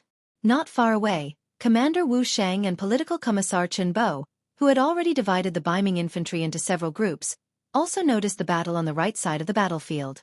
They saw that the reinforcement regiment already had more than 100 people killed or injured, but they didn't have any intention of joining in. If an army wanted to grow, the process must be bloody. Only after experiencing this could they become a truly strong army. During this process, others couldn't help much. Of course, Wu Sheng and Uncle Chen were also watching this place. As long as they noticed that the reinforcement regiment was not as strong as the enemy, they would immediately intervene. In short, they would never allow their side to be defeated in front of them. However, the reality was that this kind of thought was destined not to appear.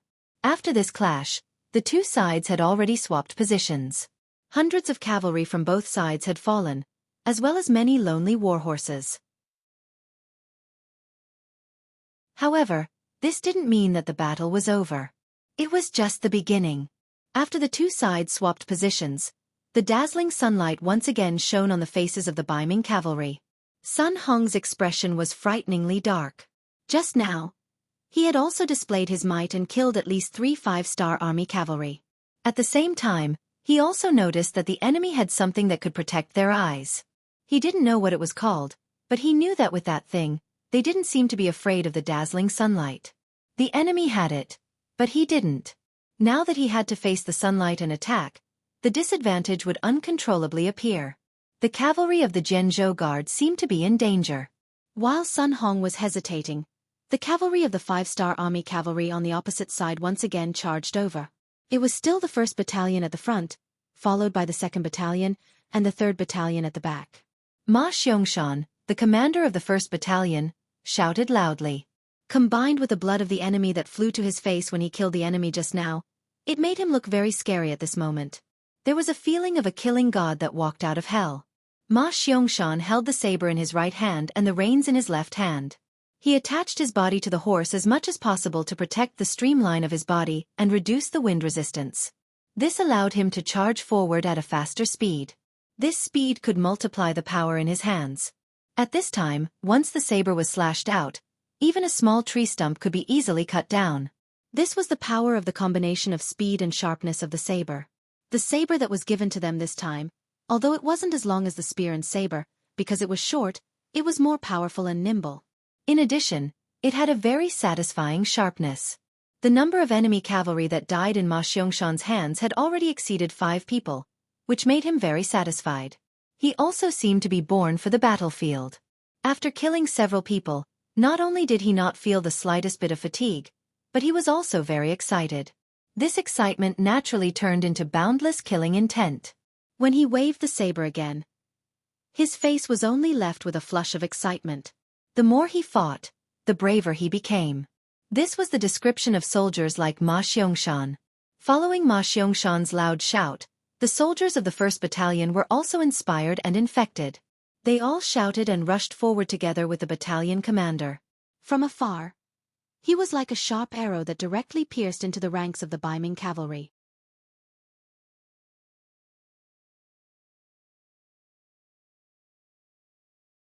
Chapter 664. What was even worse was that behind this arrow, the 2nd Battalion's Ding Shan's troops and the 3rd Battalion's Teimuer's troops also formed arrows and flew straight over with an unstoppable momentum. In comparison, the Northern Ming cavalry was naturally much weaker in terms of aura. In the first clash, they relied on their self-confidence, relying on the momentum that the world would avoid whenever they appeared. However, when they truly clashed, they discovered that the 5-star army was much stronger than they had imagined. Their unstoppable momentum, their sharp sabers, and their merciless ruthlessness actually caused them to suffer a small loss in the first clash.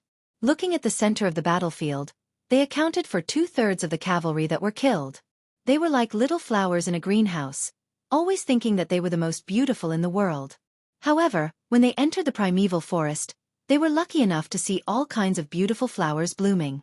When they saw flowers that were far more beautiful than them, they naturally had the thought of viewing the sky from the bottom of a well. The clash with the 5-star army also taught the Baiming cavalry a deep lesson. It let them know that apart from the Mongol Empire and the Walla Empire, they were not the strongest cavalry in the world. Once such a thought appeared, it could not be suppressed. If they lost in terms of temperament, their morale would naturally be much weaker. Taking advantage of this time, the 5-star army once again clashed. Looking at the vast number of enemies charging at them, most of the Baiming cavalry could not even open their eyes completely. In addition to the lack of morale, the morale of the army began to fall into chaos. Don't panic, don't be afraid. We will always be the strongest. Everyone, follow me and attack. Sun Hong sensed the change in the mood of the cavalryman beside him. After he knew that something was wrong, he shouted loudly. Then, without giving the other cavalryman time to react, he led a dozen of his personal guards and was the first to gallop out. No matter what, he had led troops for many years and had experience. The more it was like this, the more Sun Hong knew that he could not hesitate. He could not give the soldiers any more time to think. Otherwise, once the morale of the army crumbled, there would be no way to continue fighting this battle. Sun Hong took the lead and charged out. With him leading the charge, many of the Baiming cavalry who were still hesitating followed him. However, they were still one step too late and allowed Sun Hong to become the vanguard. Moreover, there were only a dozen of them in the vanguard. Logically speaking, when cavalry clashed, the general of each side should be protected. After all, if the general was there, the morale of the army would be there. If the general died, the morale would be gone. However, at this time he did not care about that. He didn't dare to stop and wait for the cavalrymen behind him to converge. Who knew if the cavalrymen behind him would also stop if he stopped? Such a move was no different from courting death in a situation where the cavalrymen were charging at him. Sun Hong, who had no choice but to brace himself and charge forward, did his best to avoid the main force of the 5-star army cavalry. He wanted to take a roundabout route and charge past the enemy cavalry. As long as he did not clash head-on with the enemy cavalry, there shouldn't be any danger. Therefore, what happened next was a puzzling scene. With Sun Hong as the vanguard, the dozen or so Baiming cavalry didn't meet the imposing main force of the 5-star army cavalry. Instead, they dodged and charged to the side of the battlefield. This was a clear display of weakness to the enemy. It was even a cowardly action. It was something that the cavalry code of conduct did not allow to happen. It was because once one side did this, they would lose the morale of the army before the battle even began. If that happened, then it would be impossible for them to win this battle. As the commander of the Jian Province Guards, how could a dignified third-grade military general not know this principle? However, did he have any other choice? He was already the vanguard, so he didn't have any more cavalry to protect him. If he continued to clash head-on with the 5-star army cavalry, what difference would that be from courting death? The only thing Sun Hong, who didn't want to die, could do was avoid the enemy's main force. Even though doing this would make others look down on him, choosing the lesser of two evils, for the sake of his own small life, he could only act like a coward. Sun Hong suddenly rushed to the side of the battlefield, indeed allowing him to avoid the greatest risk. However, what he forgot was that there were still more than 1,000 Baiming cavalry behind him. On the battlefield, following the general's banner, following the general's footsteps would never be wrong. Oftentimes, this was the most appropriate state to adopt under chaos. That was why when Sun Hong suddenly changed directions, the Baiming cavalry behind him also followed suit. They didn't know that Sun Hong feared death and battle. Under the blinding sunlight, they already couldn't see the movements of the distant 5-star army. Those who didn't know any better only thought that this was one of the general's strategies, while all they had to do was follow the general's footsteps. That was why when Baiming cavalry suddenly collectively moved to the side, it was the same as completely exposing one side of their bodies to the 5-star army's cavalry. 1st Battalion Commander Ma Xianxia, who had originally already prepared himself for a life-and-death battle, when he saw that the enemy cavalry actually didn't face them head-on, instead exposing one side of their bodies to him, how could he let go of such a good opportunity? Raising his arm high, he brought the reinforced 1st Battalion 6 companies of close to 600 cavalry to slaughter their way over from the side, delivering a heavy blow to the completely unprepared Baiming cavalry, who didn't even have time to turn their horses around.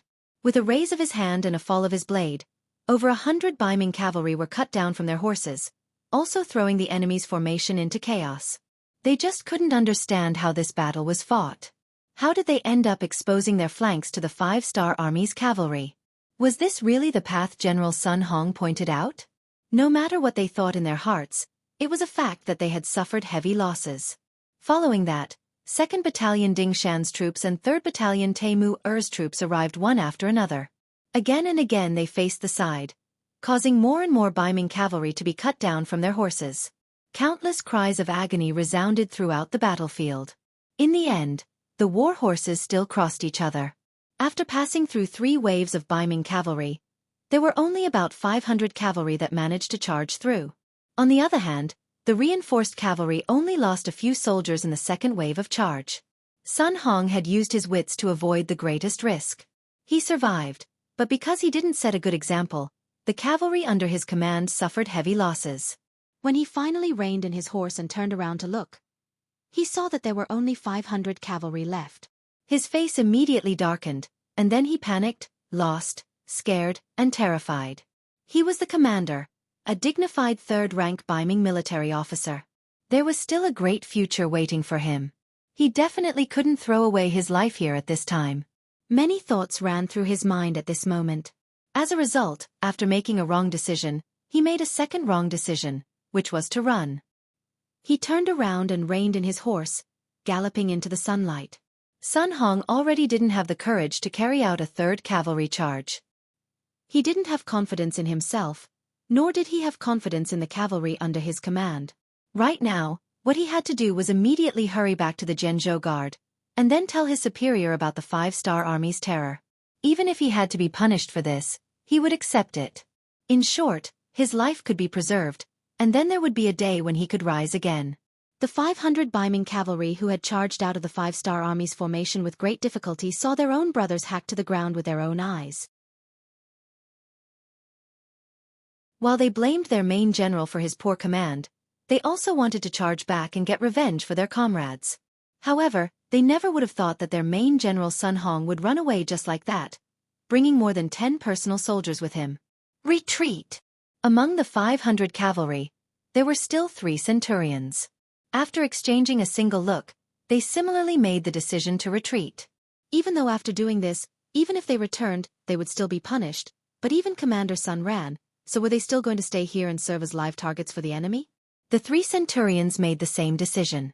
The 500 cavalry turned around and fled, chasing after Sun Hong's figure. Cowards without balls. After a short rest, when Ma Xiangshan launched his third charge, what he saw was precisely the scene of Baiming cavalry fleeing.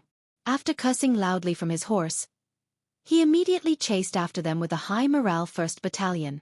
Behind him, the 2nd Battalion, 3rd Battalion, and the 2 companies directly under the regiment commander Windseeker also followed one after another. Right now, they had already won this battle. The only difference was how much of a victory they could expand to. If they could capture or kill the enemy's main general, then that would be perfect. However, after all, the enemy had fled a step first, so if they wanted to capture him, it wouldn't be easy. No matter how hard it would be, they should always try. Just like this, on the right side of the battlefield, Baiming cavalry was crazily running at the front. Behind them was a group of 5-star army cavalry following behind. Both sides were getting further and further away from the Liao River. Facing the dazzling sunlight, Sun Hong led a dozen personal guards to run at the front.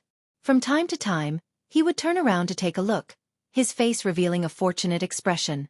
Even though this time he acted as a coward, but this kind of method of immediately retreating when he couldn't defeat the enemy still caught the enemy off guard. It seemed like his little life was saved. Sighing in his heart, Sun Hong continuously used the horsewhip to whip his warhorse, wanting to quickly leave the battlefield and ensure his safety. As time passed, the dazzling sunlight wasn't as strong as before. Sun Hong could finally see everything in front of him clearly.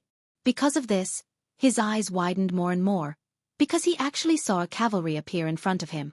In his impression, he definitely didn't send any reinforcements to support him. Then where did this cavalry come from? Could it be the reinforcements sent by Sa Cha River Guards and Tai Ning Wei?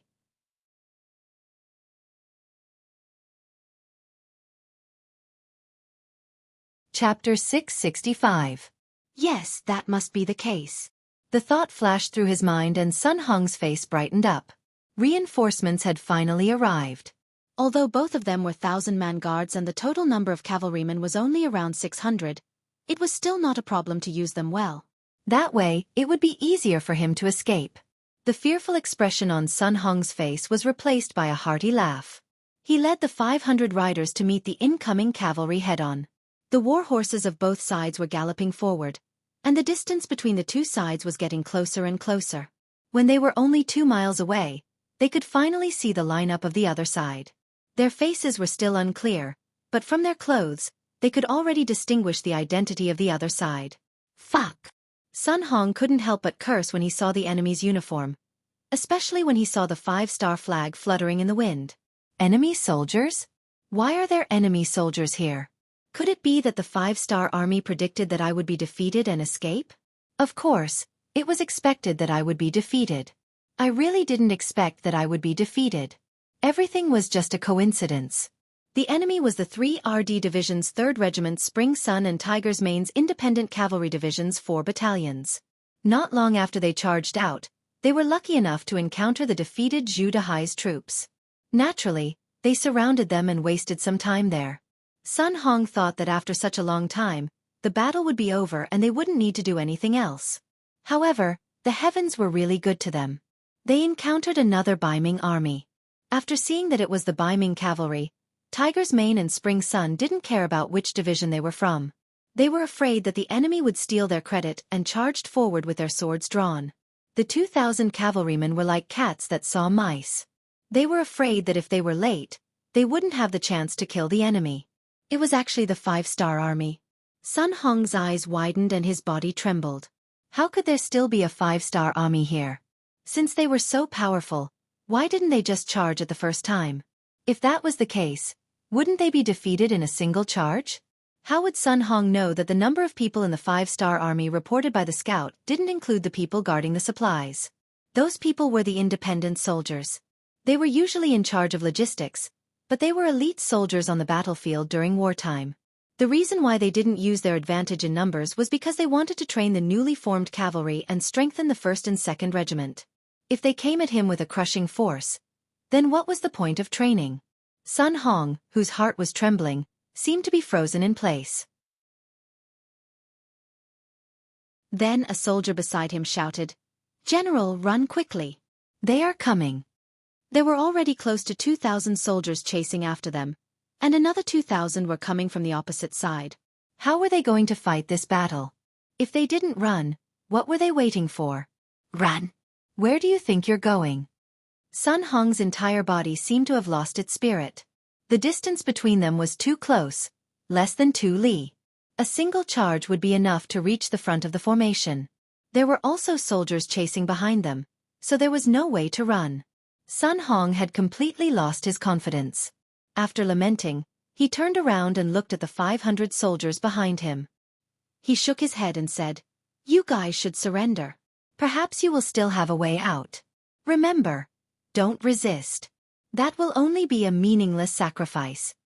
Sun Hong persuaded his subordinates to surrender because he didn't want them to die like this. This was the only thing he could do as a general. Then, he pulled out the sword on his body, and a bitter smile appeared on his face. Then he slashed his neck. His movements were too fast. Before anyone could figure out what was going on, Sun Hong had already fallen from his horse. His eyes were wide open as if he was expressing the unwillingness in his heart. But in the end, he still killed himself.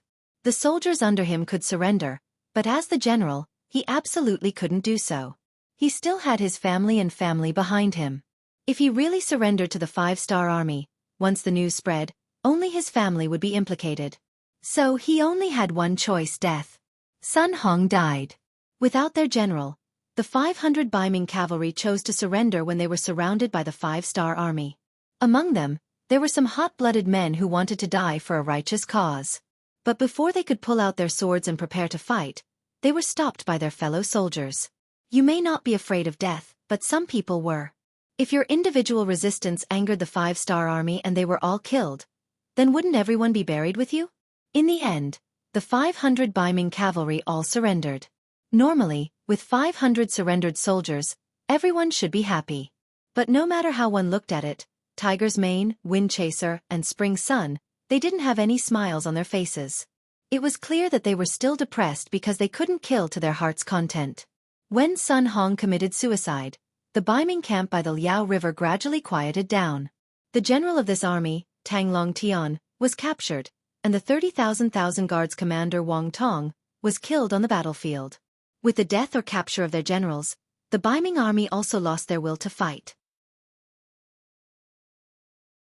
When they saw a large number of 5-star army cavalry surround them, They all threw down the weapons in their hands and chose to surrender. Right now, it was only 4 o'clock in the afternoon. The summer days were already very long, but at this time, the sky was still very bright. To be able to end the battle so quickly, it was far beyond everyone's expectations. This was 10,000 Ming army, and it was 10,000 Ming army that was prepared. But when faced with 10,000 five-star army cavalry, they only fought for a few hours before being wiped out. From this point, it was enough to prove the strength and terror of cavalry. It also proved how much of an advantage cavalry had when fighting infantry. Clean up the battlefield, check the military supplies, calculate the results, and send someone to inform the 6th young master. Victory at Liao River. 30 li behind the 5-star Army's main camp. Battalion Commander Su Yunqing's reconnaissance unit and the 3rd Division's Battalion Commander Guanzhong were facing off against the Xianxia River Guards and Taining Guards 600 Baiming Cavalry. 1,000 Guards Commander Yi La and Taining Guards Vice 1,000 Guards Commander Lu Dai each led 300 Baiming Cavalry on a plain. The 2,000 Guards' faces didn't change much at this moment. They knew that this moment would come sooner or later. Since they had been following behind the 5-star army, they were already prepared for battle. Sir Yi, the enemy cavalry seems to be a bit more than us. Looking seriously at the 5-star army cavalry that appeared 500 meters away, Lu Dai estimated in his heart and asked 1,000 Guards Commander Yi La, "So what if they have more people?" "It's just 100 or 200 more cavalry. We brought the world's most elite Nuzan cavalry. What is there to be afraid of?" Yi La's face was full of pride. For Nuzan to be able to become the Baiming Guard's 1,000 guards, he was destined to put in more effort than others. He was also destined to have stronger strength than normal Han army generals. In fact, Yi La did rely on his own bravery to obtain his current position. While the other Jianghu mostly relied on their ancestors to obtain their high positions, he had always been working hard at the lowest level. After many bloody battles, he finally obtained his position. Not only that, as the 1,000 Guards commander of Nuzan, he also used his authority to change his 300 cavalry to Nuzan cavalry. It wasn't an exaggeration to say that the army he led had a glorious battle record of defeating 2,000 bandits. At this moment, they were only facing 800 5-star army cavalry. So what was there to be afraid of? More importantly, he was now wrapped in battle armor. From afar, his entire body was pitch black, and there were no flaws. This was also where his confidence came from when he rushed into the battlefield. Perhaps because Yi La was too confident, or perhaps because he was infected by his confidence, Lu Dai, who was originally a bit worried, calmed down a lot. "Haha, I have long heard that Sir Yi is very brave. To be able to join hands with Sir today is truly a pleasure. Since that's the case, allow me to join hands with Sir. Sir, please hold the formation. I will go test the enemy's strength." Lu Dai wanted to take the initiative to attack. In fact, half of the 300 cavalry he brought were Nuzan cavalry. This was where his confidence came from. Good, this 1,000 guard will watch General Lu display his might. However, please remember, if there is something difficult to deal with, immediately retreat. This general will come to your rescue. Yi La was very satisfied that Lu Dai wanted to take the initiative to test the enemy's strength. This was the Nuzan style. No matter how strong the enemy was, they would not be afraid and would dare to draw their swords. With Yi La holding the formation, Lu Dai was much more confident. He pulled out his saber and shouted to the 300 cavalry behind him, "Brave warriors, our chance to show off has come. Follow this general and charge. Kill." The 300 cavalry formed by Nuzan and Han people roared in unison. Then they waved their whips and dashed toward the 5-star army. In the 5-star army, seeing the Baiming cavalry charging, the battalion commander of the 3rd Division, Guanzhong, laughed loudly. Then, he looked at the calm Su Yunsheng and said, "Battalion Commander Su, you are the treasures in the eyes of the 6th young master. For a charge like this, it is better for us, the direct division, to do it." Su Yunsheng really wanted to be the vanguard, but when he considered Guanzhong's words, that the scouts were made up of the most elite soldiers, it was indeed a waste of talent to use them in front of a cavalry formation that could easily be damaged. Su Yunsheng nodded and said, "All right, please be careful, Battalion Commander Guan." "Ha ha ha. Don't worry, Battalion Commander Su. The person who can kill me hasn't been born yet." With a heroic laugh, Guanzhong pulled out his shining saber and waved it forward. "Direct division, follow me and kill."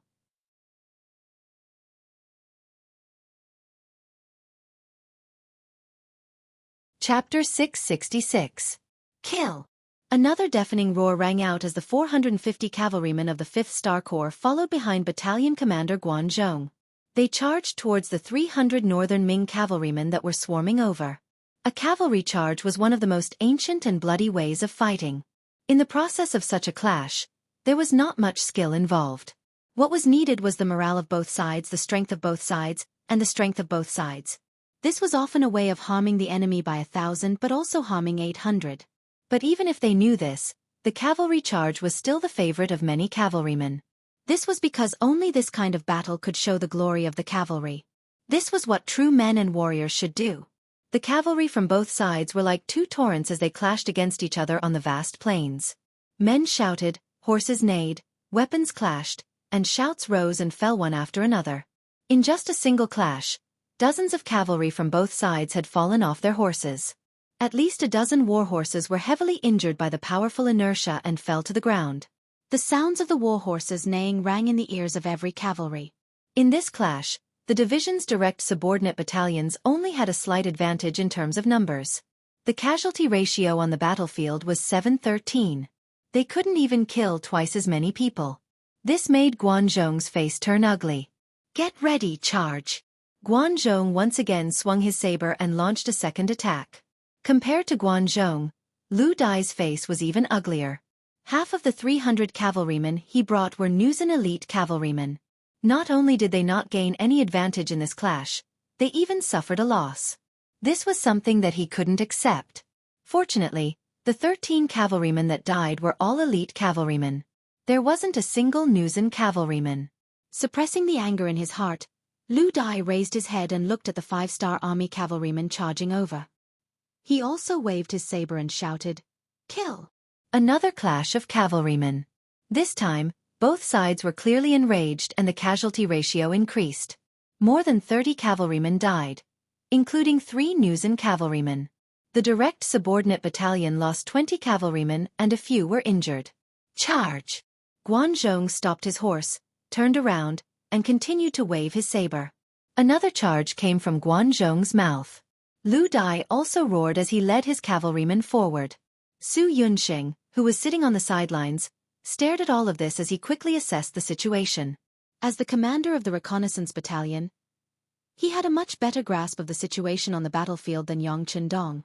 After all, not every piece of information had to be reported. Some insignificant matters would often be stopped when they were reported to him. This also allowed Su Yunxing to gain a better understanding of the 600 cavalrymen on the other side. Out of the 600 cavalrymen, 3/4 of them were Nuzan cavalrymen. There was also information that they were made up of the elite cavalrymen. Nuzan had spent a lot of effort to train them in order to increase their strength and influence. Su Yunsheng had seen the Nuzan cavalry before, just like the group of people represented by Hu Lu in Narcissus Town. Their strength was not bad, but it was only not bad. Compared to Lung Feng, they were still much weaker. However, the Nuzan cavalry in front of them seemed to be particularly powerful. It could be seen from the battle between them and the Nuzan cavalry. Moreover, the Nuzan cavalry didn't have the advantage in numbers. If the Nuzan cavalry had more troops than them, wouldn't the situation of the battlefield be changed? Just as Su Yunsheng was seriously observing the situation, the first company commander, Yan De, came over. "Commander, are you interested in talent?" To be able to enter the reconnaissance battalion, not to mention their skills, just their brains alone needed to be very flexible. They needed to constantly change according to the changes on the battlefield. Just by looking at Su Yunsheng's changing gaze, Yan De could roughly guess what was going on. It had to be said that this person's eyesight was very good. The first company commander, Yan De, could be said to be Su Yunsheng's direct subordinate. When Su Yunsheng was not around, he would be in charge of the reconnaissance battalion. This also proved his ability. Now that he stood up and asked, Su Yunsheng nodded. The sixth young master once said that once we find a good seedling, we should recruit them. After all, our cavalrymen are still too weak. So, you know what I mean. Of course, Yenda understood. He even knew that killing a person was not as good as finding a more suitable talent. It would also add more points in the sixth young master's heart. Yes, Commander is right. According to the intelligence, The Nuzen is the leader of the cavalrymen. Furthermore, they are the elites among them. Naturally, their strength is not bad. If Commander needs it, I am willing to take the first company to test them. Don't worry, I know my limits. Before you make the final decision, I will try my best not to hurt them. Yenda wanted to test himself. This was also to gauge the other party's strength. There was a saying that went, "What do you think is false, but seeing is believing." Okay, you go. Be careful. Alright, if necessary, you can use a gun. Use tranquilizer bullets. Su Yunsheng thought for a while and instructed. The tranquilizer bullets he spoke of were naturally the ones in the warehouse. After the finished product was sent to the arsenal in Crimson City, after a lot of effort, the finished product was finally produced. However, due to the scarcity of the materials, not all armies were equipped with them. Currently, only a few special units were using them. Sometimes, the scouts would be equipped with some when they wanted to catch tongues alive. However, there were not many of them. Since Su Yunsheng said that tranquilizer bullets could be used at critical times, just this point alone was enough to show how much he valued these hundreds of Nuzen cavalrymen. Okay, you can use them. Yenda smiled confidently and left on his horse. He called for 100 brothers of the first company to charge into the battlefield with him. Like Su Yunsheng, Yella also looked at the battlefield with furrowed brows. He was very clear about the standard of Lu Dai's 300 cavalrymen. Although their combat strength was not as good as his, they barely had half of his combat strength. However, even with half of their combat strength, they still did not gain any advantage. Instead, they suffered quite a bit. This made him re-evaluate the strength of the 5-star army. It was at this time that he saw the 100 cavalrymen led by Yenda enter the battlefield. Humph! Yella snorted coldly. They want to interfere in the battlefield in front of me. Men, send 100 cavalrymen to test their strength. Su Yunsheng did not move. Yella also did not move. Both sides reserved a certain amount of combat strength in preparation for the final battle. Yenda led the soldiers of the first company onto the battlefield. However, they did not intend to help Commander Guanzhong deal with Lu Dai. Instead, they moved towards Yella's troops. When he noticed that the enemy had also sent out 100 cavalrymen, Commander Yenda laughed loudly. Brothers, the enemy has also made a move. Looks like we can have some fun. Come, the commander said to try not to kill as much as possible. Let's see who can capture more tongues, living and useful enemies. The scouts of the first company immediately became excited. To be able to become a scout, there was no need to mention their skills and horsemanship. Unless they were surrounded by enemies several times their size. Otherwise, even if they could not defeat the enemy, they could still retreat unscathed. And now that it was only one-on-one, there was even less of a difficulty. Many of the soldiers even began to put away their cavalry swords and rubbed their fists. Since they wanted to capture the enemy alive, the sharp cavalry swords naturally had to be put away. They were all confident in their horsemanship. They believed that they could get close to the enemy without being injured and then capture the enemy with a single hand. Different from the 3 divisions who had just expanded their forces, the scouts still chose the seedlings of the cold front even though they were expanding from the company to the battalion. In other words, the 100 people who came out to fight this time were all cold front soldiers, and they were all experienced cold front soldiers. Not only were they very good at teamwork, but they were also very good at martial arts. Few people could be their match. And when these 100 cold front soldiers entered the battlefield, it was only a nightmare for the enemy. The moment they saw the Nuzen cavalrymen charging towards them, these 100 people began to perform all kinds of horse tricks. Some hid their bodies on the side of the warhorse, some completely climbed on the horse and became one with it. Some only had one foot on the stirrups and were ready to pounce at any time. In short, the 100 cavalrymen performed all kinds of difficult horse tricks. The Nuzen cavalrymen were indeed quite capable. Facing the actions of the first company of scouts, many of them also began to play tricks. They also performed all kinds of difficult tricks on their horses and then quickly closed in on the enemy. Both sides seemed to have a tacit understanding, and that was to try their best not to use their cavalry swords. They wanted to see whose horsemanship was better and whose horse skills were better. They wanted to see who could capture who in the end. This kind of battle could only be done by those who were extremely confident. Just from this point alone, these 100 Nuzen cavalrymen could be considered elites. The enemy had sent out all their elites and were full of confidence in their own martial arts. A great battle that was similar to catching a thief on horseback was about to begin. In the distance, the horse trap, a way to catch wild horses, and later used to trap the enemy on the horse, attacks. When they got close, it simply became a fight where you grab and I dodge, and I grab and you dodge. All of this happened in the instant when the two horses crossed paths. Speaking of lassoing attacks, it was clear that the Nuzan cavalry was better at it. Their lassoing was fast and accurate, and a few scouts were caught because they could not dodge in time or were not used to such an attack. This made Su Yunxing frown as he watched all of this happen. The good thing was that when it came to close combat and capturing people, the scouts were better. They were also used to capturing enemies at close range. Furthermore, to be a member of Cold Vanguard, which one of them wasn't strong and agile? This allowed them to capture more than 10 Jurchen cavalry in a very short period of time, turning the tide of the battle around. You're tuning in to the Wisdom Diary YouTube channel. Don't forget to subscribe and join us on this journey to catch the most captivating stories.